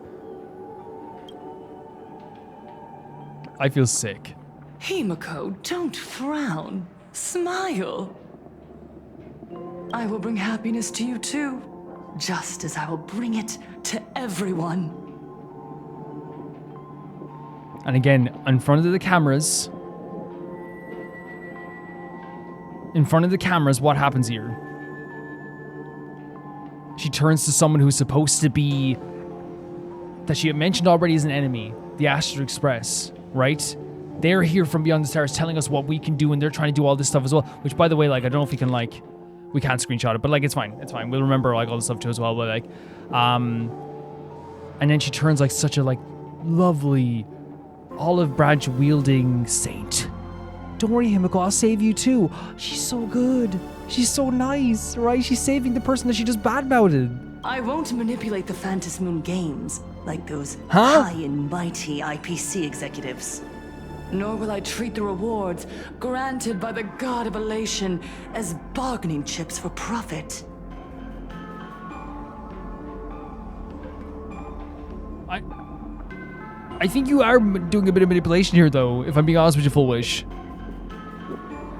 We are in plain Arcadia, so we should decide the winner in a plain Arcadian way. Oh my god, what does that mean? What does that mean? I'll give you a stage if that's what you want. Oh, a stage? I invite you all to a televised debate at Fulwish TV in Seafeld City. The invitation extends to all supplicants. That is one of the worst ideas ever. Like, and again, I'm not saying we should take that. Like, maybe it could turn out good, but like, maybe we should take Pearl's advice here. Pearl legit said, like, do not, right? You know, do anything to stoke the public at this moment as well, right? And stoke the flames. A debate would, like, stoke those flames. Oh my god. A plain Arcadian way? That's just a way that benefits Yep. you. We're not It's going. 110% away. And again, she's doing it in front of the cameras. I'll give you a stage. She looks pragmatic, right? I'll give you a place to talk. You can have a stage. It's a plain Arcadian way. We can debate each other. She is looking like a saint to these people. You can refuse, of course, but then, under the gaze of billions of viewers, you must accept your public image as frauds deceiving the world and cowards with guilty consciences. Jesus Christ, man. Again, like, and she's saying it so directly, too. If you don't show up, this is what you're going to be seen as. Frauds deceiving the world, cowards with guilty consciences. Remember, this isn't just an invitation. It is your only chance to defeat me in front of everyone. Since you believe you represent what is right. Are we going to accept this? Are we going to accept this? The stage is set. come and perform this final act that will determine the future of the Arcadia with me. Or simply leave. The choice is yours. She's basically saying either let me beat you, and in her mind, let me beat you in a debate, or just beat yourself in the public opinion. You're in her mind. I'm not saying she will beat us in a debate, but I'm saying from her perspective, it's like that's what she's trying to say here. Be there, be square. Be there or be considered cowards. Darn it! Are we just going to let Fulwish walk away? What can we do? What can we do? We are right in the middle of the cameras Yes. she prepared. Remember to be cautious with your words. She intended and all for this to happen. It's crazy that like cameras should be able to. They should be there to help us, right? They should be there to give us like a evidence that we did nothing wrong, but that's not the case. They're here to stop us. This is like a security system like no other. Cameras that can make us look terrible. Let's leave here and return to the Express. Insane stuff. Absolutely insane stuff.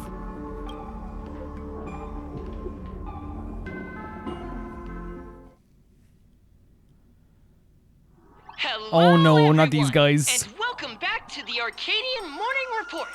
We're continuing our exclusive coverage. Just moments ago, we received some shocking news. The head of our station, Lady Fulwish, has officially announced that she will be entering the Phantasmoon Games as a supplicant. At the same time, Lady Fulwish has announced a blockbuster special! The end of a century TV debate! She is inviting supplicants to the Fulwish TV studio to discuss and debate the topic, what kind of future will the Phantasmoon Games bring to this But yeah, does that mean she had another mask that because she gave one of the masks to the... I don't know, it's weird. It's very weird. She gave one of the masks to the Daybreak Squadron, right? What a magnificent topic! At a time when supplicants from beyond the sky are brazenly suppressing and insulting our heroes, finally, a supplicant has appeared who truly cares about and represents the citizens of Plain Arcadia. This propaganda is insane, man. It's so insane. Too true! Ever since these Phantasmoon Games began, signs of things spiraling out of control have been popping up everywhere. First, the famous streamer Sparksy tried to spread a mimetic virus. Then the nameless of the Astral Express clashed with the Daybreak Squadron, causing severe damage to Lookout Cloud and the Skyline Express line. Do you think that she's blaming us for this? With so many accidents happening, you really can't help but wonder, are we seeing a repeat of the Bloodstained Games from 15 years ago? You got that right! Speaking of the Bloodstained Games 15 years ago, Miss Fulwish herself was a survivor of that tragedy. She's come such a long way, never once letting her painful past keep her down. A true legend of resilience. I was gonna say something very insensitive, and it does feel like, you know, one of those things where like, but the thing is, like, I feel like she's using her own story as a way to sell an idea of herself and use propaganda. So like, I feel like it's not being insensitive to say that like she is using it as a cheap parlor trick.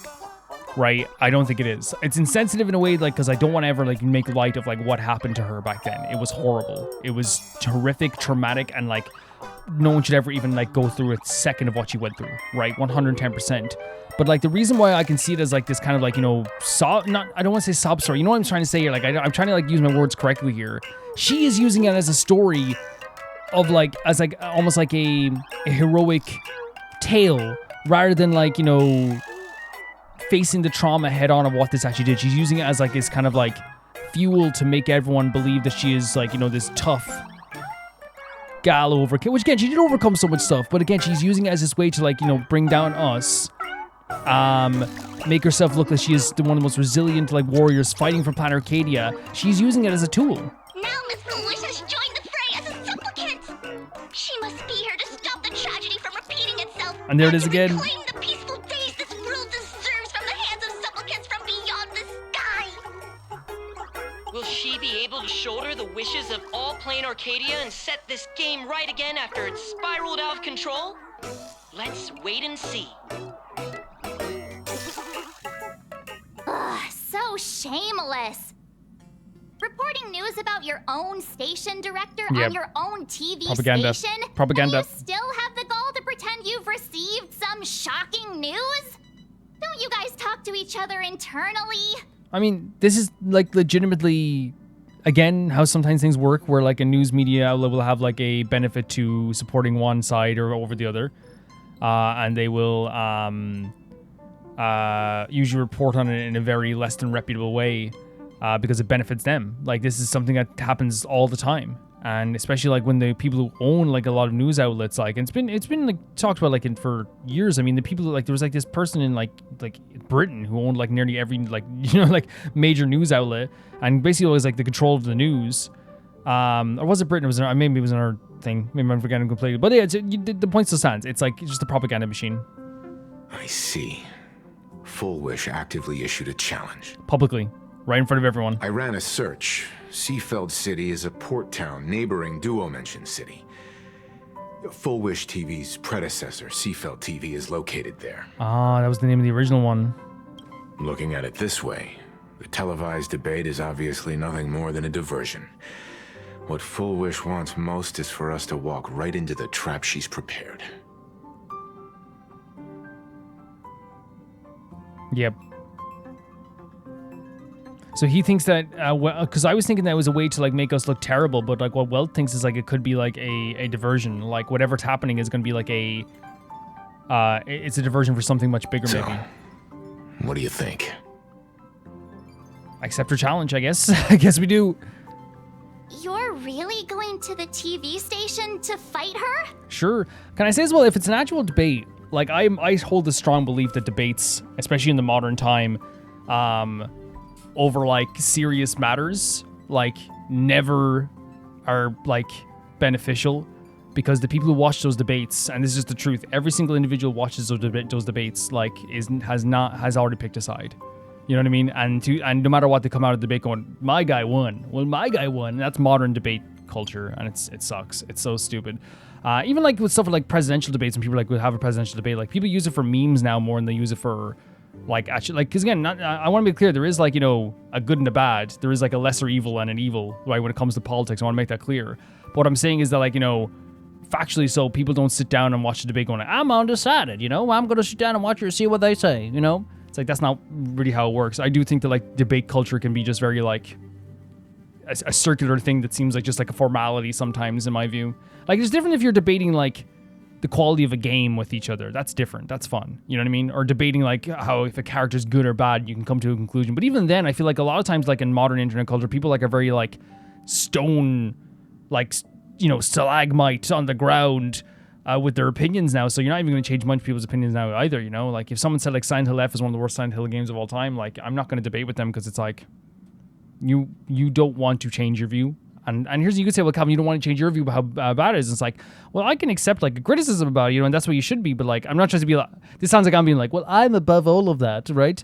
I'm saying that there is like a culture now online where like a lot of people don't want to shift their opinion. And again, some things you shouldn't shift your opinion on very serious real world issues. There is a right and a wrong. I want to make that clear.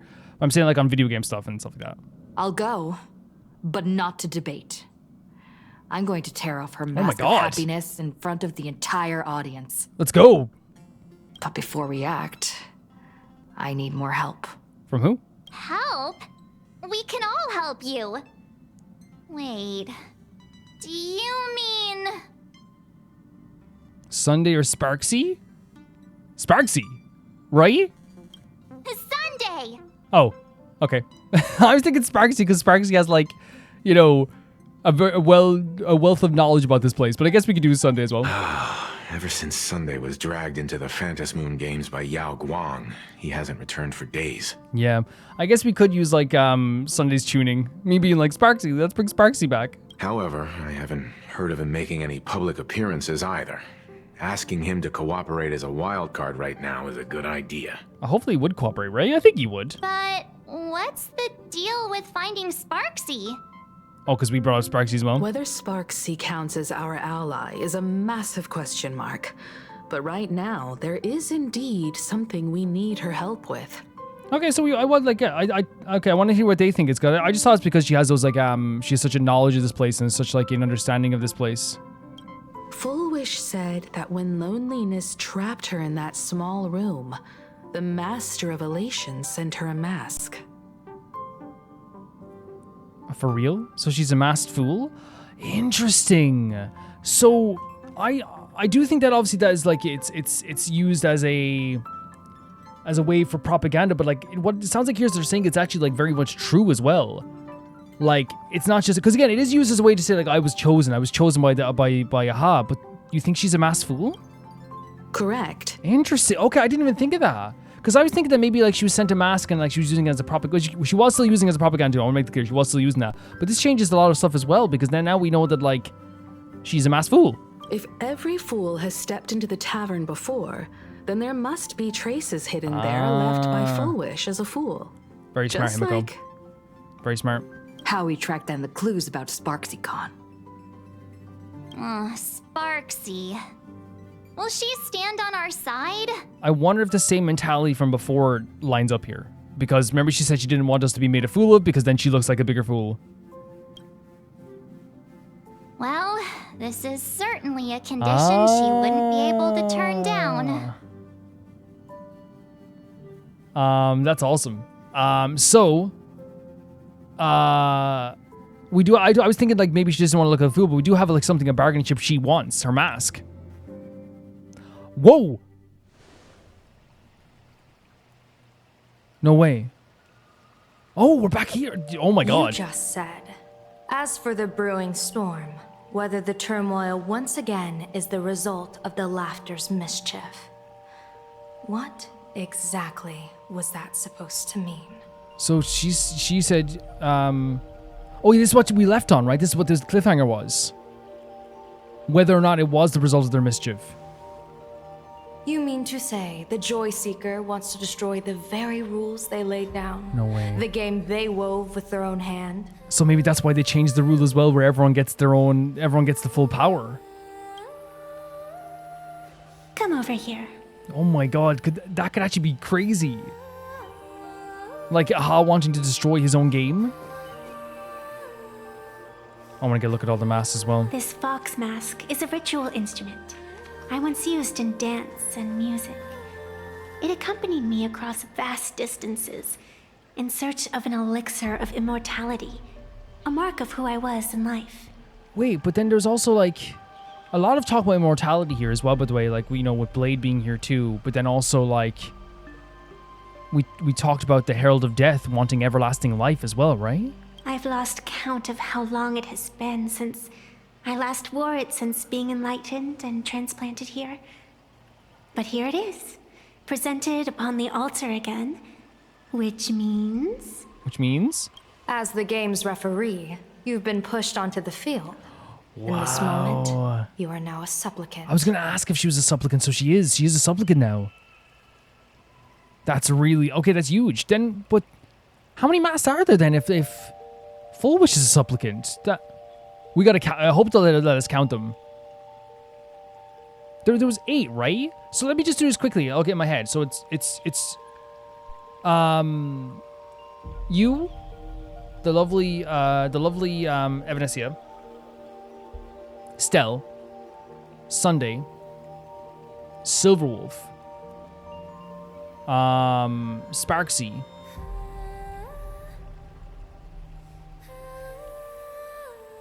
So, okay. Evanesia, Sunday. Let me write these down. Okay, sorry, I just wanted to write this down just so I didn't get it wrong. So, you have 1. Stell has 1. Silverwolf has 1. Sparksy has 1. Sunday has 1. Asheville has 1. Pearl has 1. And then the Daybreak Squadron had another. Right? Because that's what they were... Because remember we thought that maybe they were lying, but they seemed to confirm it last episode as well. How can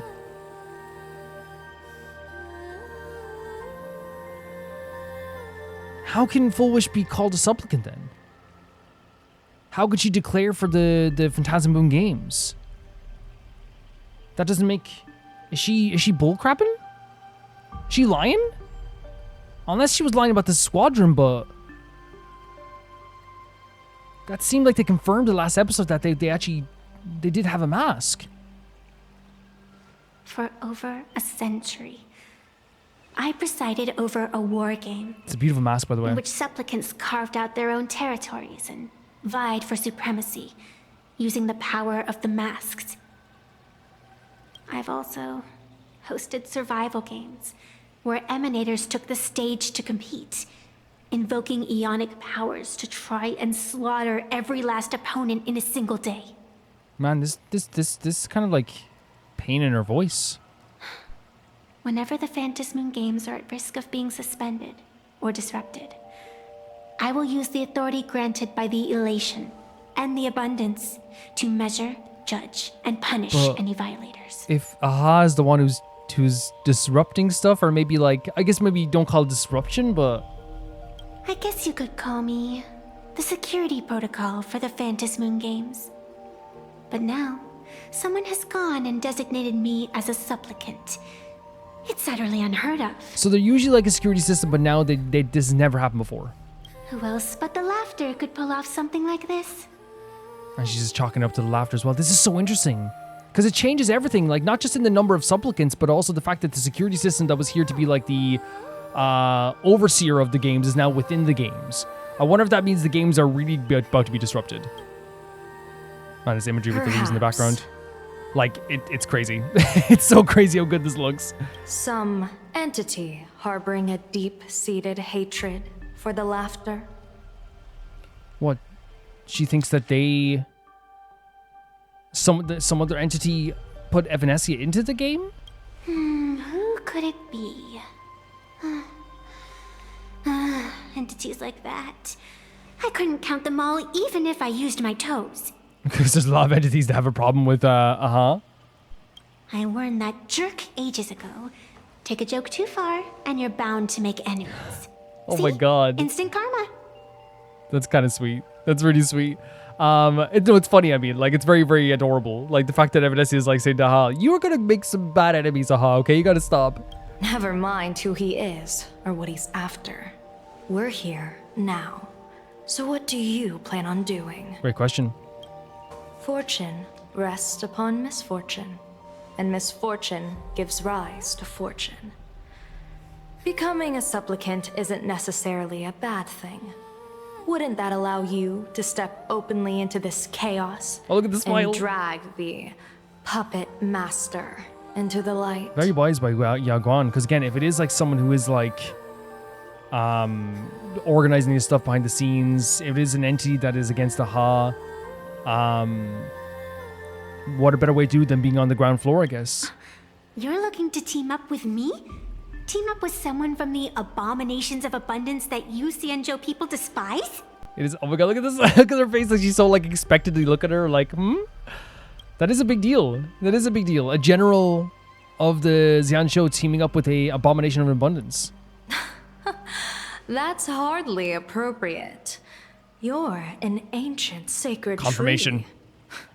It's the furthest thing from an abomination of abundance.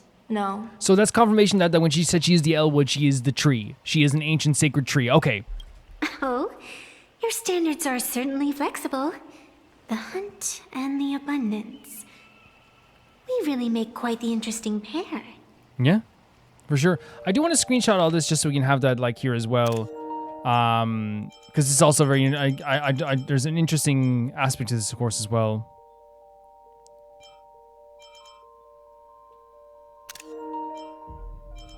Yeah, just a few things here, just so I can have this conversation, because I do think it's a really cool conversation as well. So, where do you plan on That starting? sounds like I'm saying the other conversation art is cool, but I think it's one of those things where like, you know, we're late into the episode, so I'm like, okay, let's make sure like we have everything from this as well, right? 100%. And Calvin also forgot to How screenshot our about stuff. we start by freeing my friend in the tree? Well, Sunday? Is that why he hasn't been here for a while? Is he just not communicating? I nearly forgot about that. Chip away, little bird. I'll allow it. Okay. General Yao Guang and Oh my god. Miss Fox, I've received some news that might interest you. So she was just stopping the communicative abilities of that bird altogether.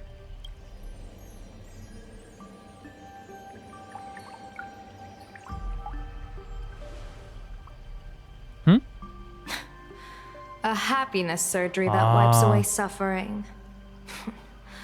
The power of abundance in this world is disgustingly excessive. And again, relating to the abundance again. It seems the most terrifying omen I foresaw may not originate from the Stellaron hunters, nor from plain Arcadia itself. This supplicant, called Fulwish, is also a dangerous Wait, is that Fulwish's mask? Maybe I got the count wrong? And it's interesting that she's correcting her thoughts. It might not be Blade. It might not be Blade at all that is the most dangerous thing about this. If you can, I would ask that you direct your focus toward Seafeld City. That's where we're going. You want to take a trip to Seafeld City? It seems I'll have to use some special measures to shorten the journey. Oh, this is the part I've been looking forward to the most. I've always been curious where exactly this secret court is located and what it connects to. Xianzhou lady, let me show you this world's most impressive method of travel. What happened? Here we are. Did she do a screen wipe? Is that what the travel is? Already? Wait. No way. Why are we at the station? Are we taking a train? Because naturally, we're taking the express to get where we're going. Okay. I love that we thought it was going to be something magical, like flying through the sky or something. No, we're taking the train. All that build-up, and this is your idea of an Come on, I think it's adorable. I think it's so adorable. It's so adorable. Well, what else?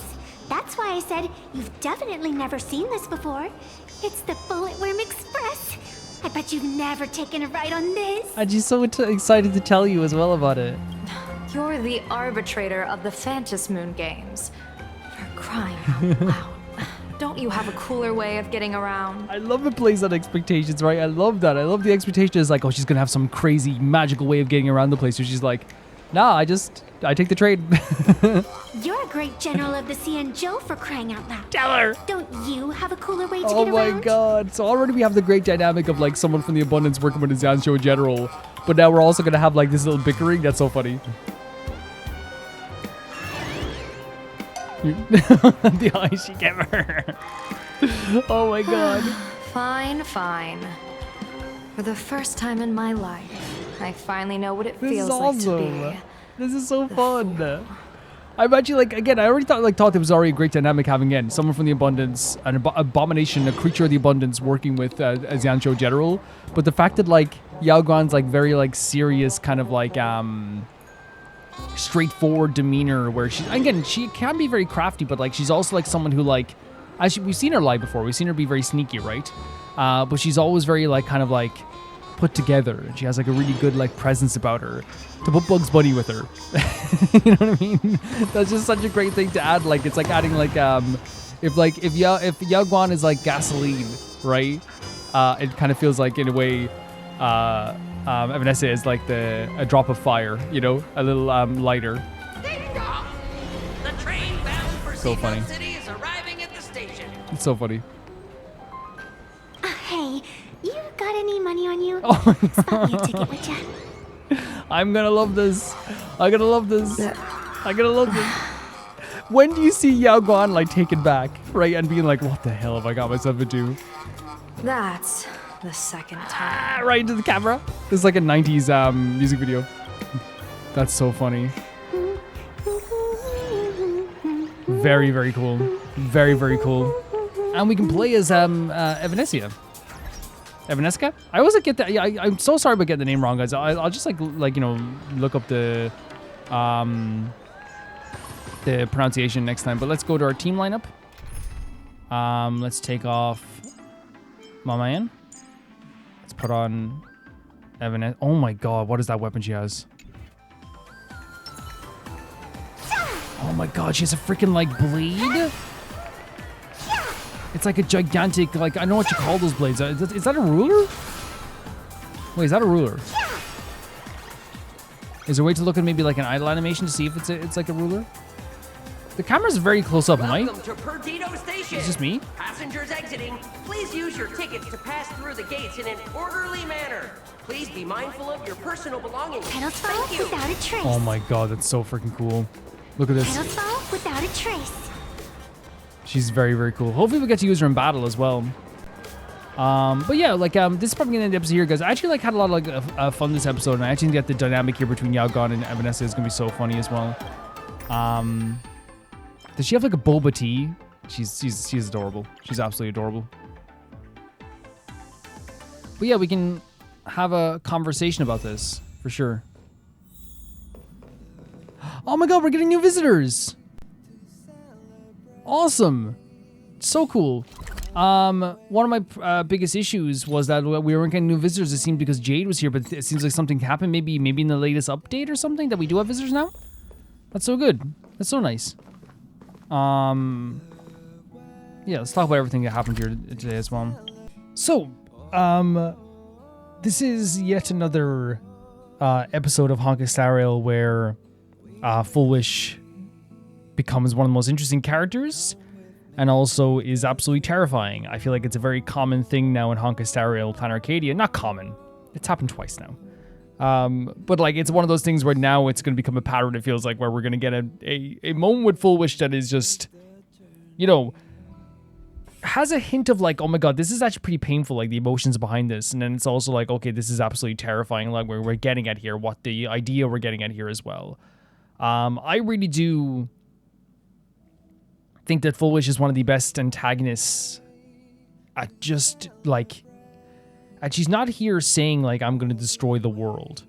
She's not here saying like, I'm going to like, you know, bring destruction. She might at some point. I'm going to bring destruction to this world. Which again, I want to make clear, like our terrifying prospects. I'm not saying those are bad things. I'm saying that this is like a different type of villain where it's all like almost on the ground floor in the mind, and through propaganda and like, these weird experiments and all this stuff as well.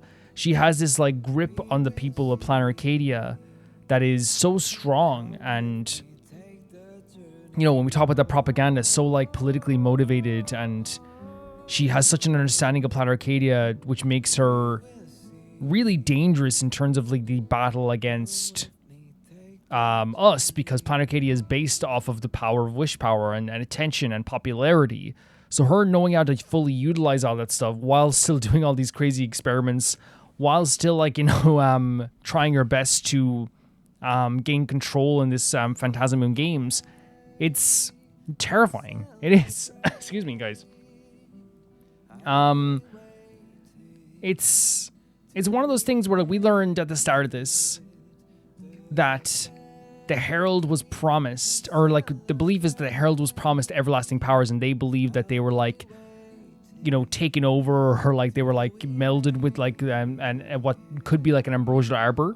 That's kind of like the description, like a golden tree. That's kind of what we like taught the description was. And they were like,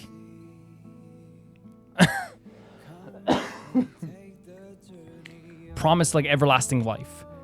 And to gain this everlasting life, they decided to slaughter all of these people. Now, the reason this relates to Fulwish is because Himiko said something that at first, like, I was kind of like, I'm still like not totally like up like there with like in my understanding of the exact line, but a lingering poison left behind by Fulwish, not by Fulwish, sorry, by the Herald of Death, was then like reforged and like, you know, in the image of Fulwish, where Fulwish like is using whatever poison was left behind by, possibly, this is still like extrapolations from and assumptions by Himiko, but whatever's left behind by this poison is being used possibly in the injections and the surgeries that are happening with people to make them the way they are, to make the Daybreak Squadron the way they were as well. Himiko brings, and the reason why this is so like dark is because Himiko brings it up. It's like, you know, you have ordered the slaughtering of the Simwish Syndicate and Scott. You have led to what happened with the, you know, the Daybreak Squadron and the people that follow you. Like, they're mindless husks of who they used to be. They might as well be dead in some cases. What is happening right now is that you are a survivor an incredible survivor of what happened all the way back then with the Herald of Death. And it's incredible that you survived. It's insane that you survived. It's a miracle and it's an amazing thing. Oh my God, like what happened back then was horrific. And as I said, like we're not discounting anything that Fulwish went through, because even going through 1 second of what she had to go through, most people couldn't do in their entire lives. And this is just factual. It's not me putting anyone down. It's just we know the truth. I wouldn't be able to handle what she went through. I wouldn't be able to. But as Himiko said, like, you know, you're kind of enacting this kind of feeling onto the world, this fear into Planet Arcadia. First of all, she's doing that. She is doing that. She's using the fear in Planet Arcadia to give her more wish power. She's using the fear to put everyone against us. She's literally ordering the murder and slaughter of hundreds of people, and then also at the same time too mind controlling and destroying the minds of many people of Planet Arcadia as well. And that's why I think the line from Himiko being like you were a survivor and you look what you're doing now. Look what you're doing now. While Himiko took it back, and I do believe that I understand why she took it back. I understand why she did that, because you don't want to like go to like a victim. Even if I want to be clear, Fulwish is not a good person, and we have to acknowledge this. Fulwish is not good, not a good person whatsoever. But we have to acknowledge that Himiko is doing this for a reason. If you want to talk to someone saying that you are just like the killer that tried to murder you and slaughter all your friends, 15 years ago, is probably not the best approach. And it's something Himiko doesn't want to do either, because Himiko is also someone who like feels survivor's guilt for what happened with that at that time too. She's also affected by that. So calling someone like the new Herald of Death is not only just something that you don't want to do politically, it's not something you want to do socially, but it's also probably something that hurts Himiko to even call anyone that. So I understand completely why Himiko took that back. Because while she is 100% responsible for the slaughter of many people, while she is 100% responsible for the mind control that has happened to all these people as well, she is evil, right? This is evil stuff that's happening here. It's evil stuff. I think in terms of a complicated way of looking at it, I think it is very personal that Himiko doesn't want to call someone the new Herald of Death, because I believe that is like, the last thing she wants to call somebody. Even if when you call the new Herald of Death, it's like, technically, in the eyes of the people, I know I'm coughing today, guys. Excuse me. In the eyes of the people, you technically were that, because you created a rumor that Herald of Death was back. You caused that. You caused that fear. You caused that panic in people. And that was all leading to a situation where Fulwish was using that as a way to make us look bad, to make us look like the bad ones. And it all lines up perfectly. That's why I'm saying that she's so, like, it's so well done. And same thing we're talking, we can add in Pearl to this conversation as well. Pearl said the IPC doesn't even want to deal with us right now because of the perception of how we look right now. We are people from beyond the stars who came in here and beat Sparksy. Oh my God, they saved us from Sparksy, right? But now that's recontextualized, right? They beat Sparksy. Oh my God, they have the power to defeat Sparksy, right? Then they go along and there's a new Herald of Death. What's happening here? Oh, the Daybreak Squadron are our local heroes. They defeated our local heroes and they beat up our local heroes. Now our local heroes aren't here anymore. Who are these guys to come from beyond the stars? They're violent. They're aggressive. They hurt people. They kill people. And now the perception of us is that we are violent, that we did fight the local heroes, that we could be the next Herald of Death. And Fulwish is very knowledgeable about this and understands exactly what she's doing with this. Because when Fulwish did that with the camera in the classroom, she knew that any wrong step now, when our reputation is already in the gutter, is already a bad thing. And here's the thing: people can think that we like, because I have seen before that like the idea that Express doesn't care about the attention stuff. They have to. They need that attention. They need that positive impact, because that's how it works in the games. And especially now that everything has changed, they need to be the ones that are popular. Because if they don't, their public perception goes down, their ranking in the games go down, all this stuff goes down. And you could say, well, fear actually works too, right? But that's not what Fulwish is aiming for. Fulwish is aiming for all the wishes, the fears to support her. She's channeling any fears that people have to express into like a support for her. We need that popularity, because if we don't have the popularity, we can't rank high, we can't win the Phantasm games, and we need that to basically make sure that someone doesn't become a ha that shouldn't become a ha. Right? But she pointed those cameras at us knowing that if we made the wrong move, we look terrible once again. She challenged us to a debate because she knows that, again, just two things. I think it's one of those things where, like, if we don't show up, it's a win for her. And that's again, we're talking about debate culture in real life. I think debate culture in real life is ridiculous. It's ridiculous, right? You look at those Jubilee videos, nothing gets solved. Nobody learns anything. It's just factual. Even though they'll have like a doctor versus like 20 like idiots. And like the doctor will like say all the facts in the world and it won't change a thing, right? It will not change a thing for that person, right? It will not change a thing. You know, it just the way things go. Like people are so set in like that idea, right? And again, in some cases, like the doctor should be set in his ideas because he's a doctor who is like, you know, in that thing was like being very correct. You know what I mean? But I'm saying, like, as I said, some people should be set in their ways. But I'm saying in terms of this, like, the whole idea of the debate is and it happens in real life too. If you challenge someone to a debate and they back down, the majority of normal people are going to go, yeah, he shouldn't do the debate, right? Yeah, why would they do that debate? That's so ridiculous. That's, you know, it's not going to benefit anybody. But in Planet Arcadia and also the fan base of those existing people that challenge people for debate that are turned down, what are they going to say? The Express admitted they were wrong, tucked their tails, and ran. That's what the perception is going to be.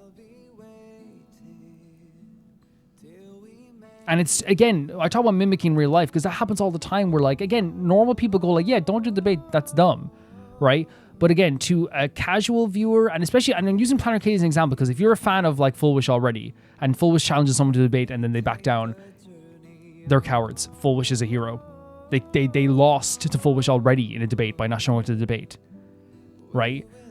But also in Planet Arcadia, the regular person that would usually be like, yeah, why would you do that? Because most people in life, guys, I want to make clear, most people in life, when they see the idea of like two people are debating, they're like, so I'm not going to watch that. Who cares? You know, why would you even do that? Nobody cares about it. But in Planet Arcadia, everything is based on like, oh, what do they do? What do they do? Oh, they did. Oh my God, everything's like a fan base. Everything's about parasocialism. Everything is about that. So obviously, like everyone's going to be reacting in a much bigger way than you would in real life. But again, I'm saying it's mimicking real life in terms of like some aspects, and then also Planet Arcadia turns everything up to 12. That's what everything does in Planet Arcadia, and it's a really, really like interesting way of doing it. But then also, as well said later, this could be a trap for something else, to set us up for something else, to make us look worse, maybe to do something else in that process too. And that speech that Fulwish had there was incredible. I'm not saying incredible in terms of like, wow, she's a saint, but like the way she framed it. It's like manipulating tactics 101. What's one of the things she said? You're gonna let these people from beyond the stars dictate what we do, right? Already, the IPC came from beyond the stars and tried to tell us what to do. Tried to change everything about Planet Arcadia. And that's already a sore spot. They built it up. Sparksy has been talking about it on the live stream forever. Sparkle's been talking about that as well. This is not something, and I want to make this clear, this is like utilizing something that is a genuine, like, understandable fear. The IPC involvement in a location. That's so understandable. And we said that earlier, when Sparkle and Sparksy talked about like the idea of the IPC getting involved in the Phantasm games, what was my first reaction? It was like, yeah, I can totally understand where they're coming from. The IPC getting involved in anything is terrifying. So using that already existing fear in people and turning it up to like 12, right? That's what a manipulator will do. There's an existing fear about the IPC, an understandable fear. And then if you add that to it, it's like, look at all the changes that happened. Look at how miserable people are. Look what happened. The IPC caused the Bloodstained Games. And we're going to let another visitor from beyond the stars dictate to us what happens here. They're going to be our Daybreak Squadron. Guys, I was chosen. I was chosen by Aha. I was given a mask. And at the time, I thought it was just like a spiritual thing that she was saying. But no, she like meant literally Aha gave her a mask, so she must be a masked fool. Now, that is also a way of like, this is, and again, we're talking about real world tactics. So many times that happens where people are like, oh, God told me to do this. And people are like, that's so correct. God told him to do that. But God told him, God sent him to this earth to be this person. And it's like, yes, sure, God gave the authority to one person, you know? And people will probably say Jesus, but again, I'm not a religious person, but you know, I've studied that parts of history and stuff like that as well. But like, it's like, it unites something in people. It ignites something in people. Wait, she was going to die, and then Aha gave her a mask. She must be chosen. He gave her a purpose here. And right as the rules of the Phantasm games change as well, and then she makes his speech, people are already on high alert, red alert. They're already like high emotions. And then Fulwish makes his speech to the public. Oh my God, she is the chosen one, man. She was sent here to help us. She's a survivor of the Bloodstained Games, and she has been so inspirational. Look at all the stuff she's done. She's shook people's hands. She's gone back to her school and helped out. She's incredible, right? But it's not me saying. I'm saying what the people will perceive it as. And again, Fulwish is a genius because she's manipulated. She's used every detail she could, right?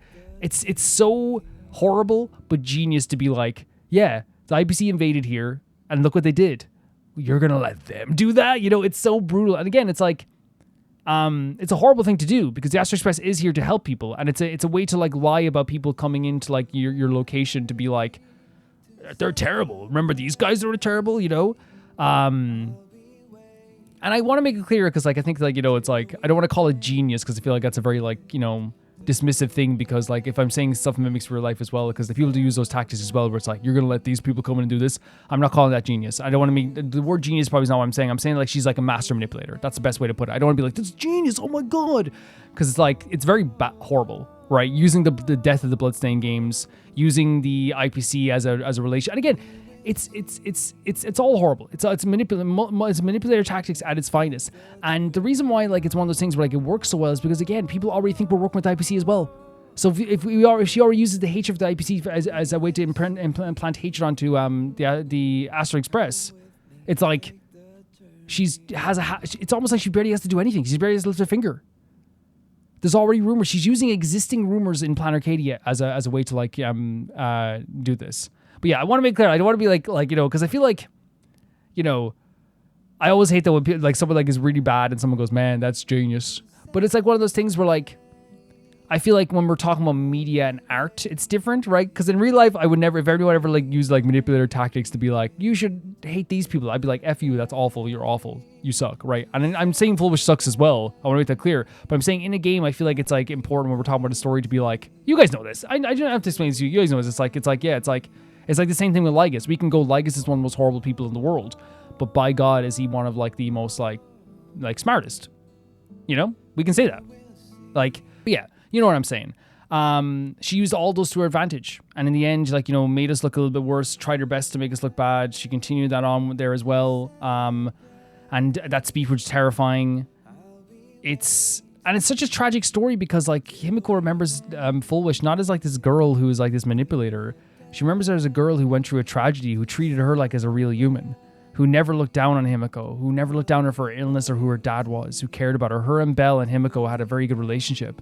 This isn't just a situation where they were passerbys. This is a situation where like she legit, like they loved each other. They had a great friendship. So that's why it hurts even more to see someone like, and I think that's also why she was hesitant to call her like, you're like the herald of death, is because as well, it's like that relationship they had was so amazing and so beautiful. It's very difficult for us as players to watch it. Imagine how difficult it is for Himiko. So sad. It's so sad that it's come to this. So tragic that it's come to this. Especially since, as we said, like, you know, they used to be so close. And it's so interesting that the Bloodstained Games and the Herald of Death changed everything about the Plan Arcadia to the point that, like, you know, as you said, the existing trauma isn't just like a trauma of people being sad or upset or angry. It's set in motion a whole thing here that changed Plan Arcadia forever. Whether it be like the actions of Fulwish or how Himiko like is, you know, remembers like this location, Belle's death and all these people's deaths, people constantly still thinking about it and relating to modern times as well, that it could come back. There's like a fear here that still lives there. It is taken over Plan Arcadia, and understandably so. It's constantly taking that stuff over. We did learn that also Fulwish went to college elsewhere to do with botanical stuff, which again, if we're talking about like, you know, trees and stuff like that as well, and maybe she found a way to do the medicine here with something to do with the Herald of Death. Possibly, we don't know. That's probably going to be expanded on as time goes on as well. But that's some interesting thing to note as well as we're talking about this stuff as well. Yeah. But yeah, like the IPC are distancing themselves from us. That shows that we are in like a very bad position. The IPC, like if the IPC, like that, as I said, this is like Michael Myers not wanting to be seen with you. It's like, you're Michael Myers. Like, what are you saying? I don't want to be seen with you. No, Michael, what are you talking about? You kill people. The IPC, you literally colonize countries and planets. Like, what do you say you don't want to be seen with me? It's bad optics. Like, what? These colonizers be like, man, I don't want to be seen with you guys. You literally colonize places. It's like, it's crazy. Like, it's absolutely crazy. Like, how, like, they don't want to be seen with us.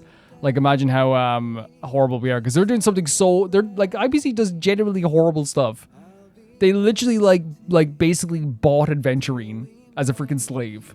You know what I mean? And again, it's what I want to make clear. Like, it's like I made the joke with the Michael Myers thing. It's not even funny, these stuff the IPC has done. It's crazy. It's horrible and so bad. So for the IPC to be like, yeah, guys, don't associate with, you know how bad it's gotten, right? The fact that our reputation might be worse than the IPC. Well, not worse, but they don't want their reputation to go out any further. The IPC did acknowledge, like, and Pearl did acknowledge that their reputation is already bad, but they didn't want it to get any worse. But yeah. So we do have this idea that Fulwish is kind of like taking up the mantle of the blood, the Herald of Death in some ways, the power of the poison left behind by the Herald of Death. We do have that as well. We do know that the media now sees us in a completely different light. They see us as, like, you know, maybe more violent, more vicious, these invaders that are trying to, like, destroy something. We learned that Fulwish was, like, a absolutely model student in this place too, and was a lovely person and really, like, wanted to help out people and was really close to Himiko and survived by the skin of her teeth, but was given a mask by Aha as well. She left for research to do, like, those botanical studies also at the same time too. And she has, like, a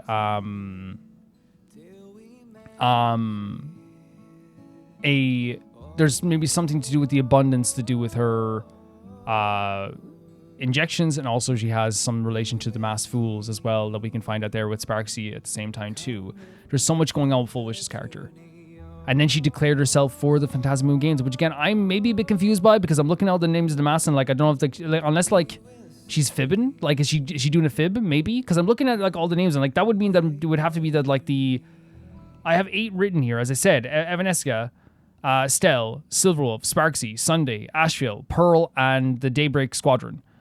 Daybreak Squadron would have to, like, leave. Would have to have been fake for her to have the mask there as well. That's the way I look at it as well. But it's still an interesting thing as well. And you wouldn't put it past her to lie either. I wouldn't put it past her at all to lie. It's, you know, she's very manipulative, and we saw it there with her speech as well. Yeah. But yeah, very terrifying stuff. We acknowledge that this could definitely be something that is a trap. And of course it could be. The other thing as well, before we go into, like, the final moments of the conversation, like, we also know that, like, now that there is a new rule within the game, what we kind of thought was going to happen is that now everything changes. There is, like, a feeling of, like, people might be fighting harder for this. We now have to fight even harder to keep it out of people's hands. Whoever wins this now has the possibility of becoming Aha. It's about what's changed now is that people will fight harder. We have to fight harder. It's more of a prize. People will want that prize really badly. It's just changed everything because it's a massive gift. It's bigger than it ever was. Like, the 1 minute was already big, and now it's already big as well. In terms of, like, the Evanesca, I'm going to learn the name going between those guys, and Yaguan, great dynamic, great stuff. And I think ending that on that was, like, kind of cleansed the bitterness of what was happening with Fulwish a little bit. But I think what we, like, learned, and I think I have it here.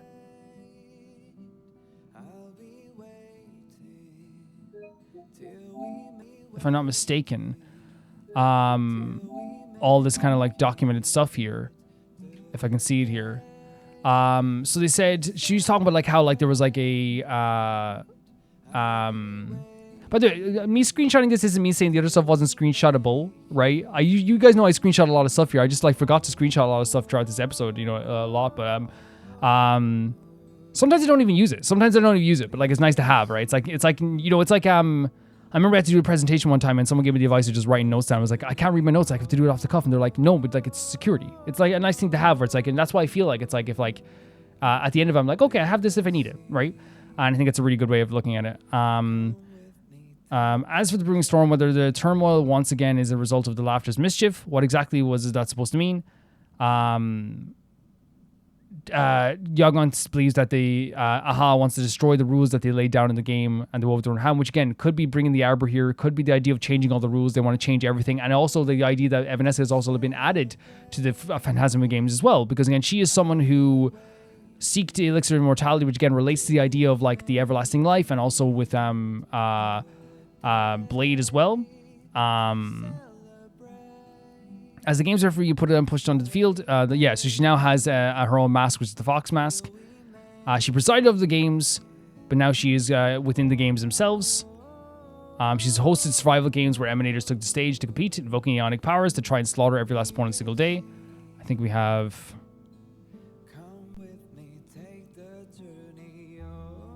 Here it is, yeah. Whenever the Phantasmal games are at risk of being suspended or disrupted, I'll use my authority. So that's what she does. If anything is interrupting them to, like, be disrupted or suspended, she will stop it from happening. She's a security protocol. And now she's been named a supplicant. And Yao Guang believes that it could be someone who hates the laughter who did this. And Evanesca says, like, oh, like it's who could have done that? Like, there's so many people that hate him, honestly. So who could have done that?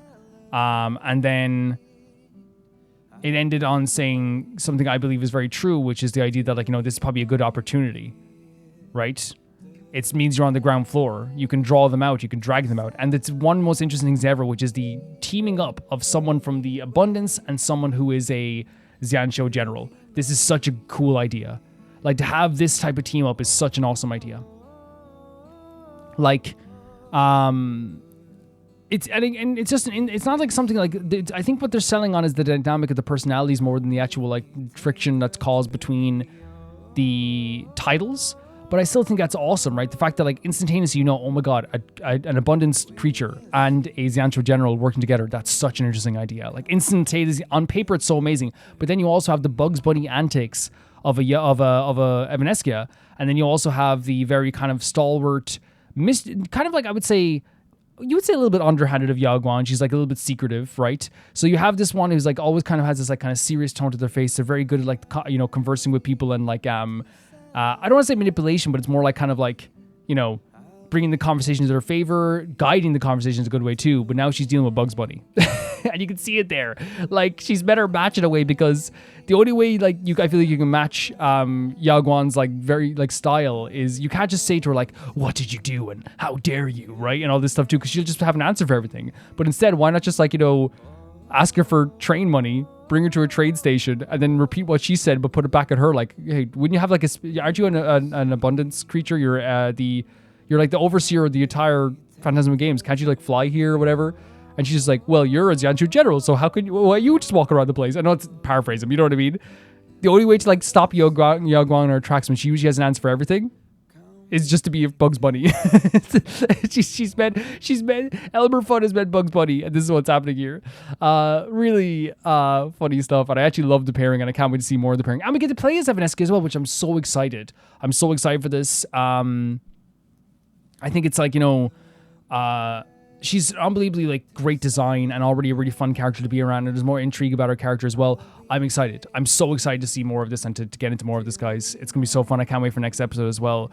I know I keep talking about catching up, but I just wanted to say really quickly that, like, as I said, like, we will be catching up, like, sooner than later. I'm guessing around the end of September.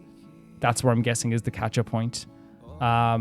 So I don't mean to do like a countdown, like, hey guys, we're done with Honkai Star Rail. No, I want to make this clear, like, just to put people's minds at ease, because last time when I was talking about, like, what's going to be happening, we will be playing every single, like, Trailblaze mission update, and also, like, I think we'll have more freedom to do, like, maybe some, like, more events in between that. Like, if there's an event that comes out that I want to do, sometimes I might not do it, but sometimes I will want to do it. It's like, okay, let's do it, right? It's like all depends on the timing and what I want to do as well. I'm never going to rush anything. We're going to take our time. Honkai Star Rail is not done in September. We're still going to play Honkai Star Rail. And it's just that it's going to be weird that I'm going to be playing with you guys. If you want to see these videos early, you can do so on YouTube members or on Patreon for €1 or whatever is in your currency. And you get every single video early, not just Honkai Star Rail. You get every video early on YouTube members and Patreon for the entire month that you are pledged. If you want to see your name go by in the text credits, which is going by right now, that is the Chunky Baby Gangsta tier at €10, and you get your name in every single video. And if you want to hear your name be shouted out at the end of every single video, that is the I Can Never Repay the Baby Gangsta tier, and that is €15, and you get your name shouted out every single video that I do on the channel, not just Honkai Star Rail. And I want to say thank you so much to my patrons first at the highest tier, that being Typharo2, Jamie Bull, Janet the Banana, the Ghost of Inazuma, Delicious Felix, Yuled, Anusta, Yassassin, True Peanut Butter, Peter Shelson, Leon, High Kasperian, Neo Shaurite, Leah 200, Malcolm Kunde, Axler21, and at the highest tier, my YouTube members, Blasco, Lucinagi, and Zay. I'll see you guys very, very soon. Bye-bye!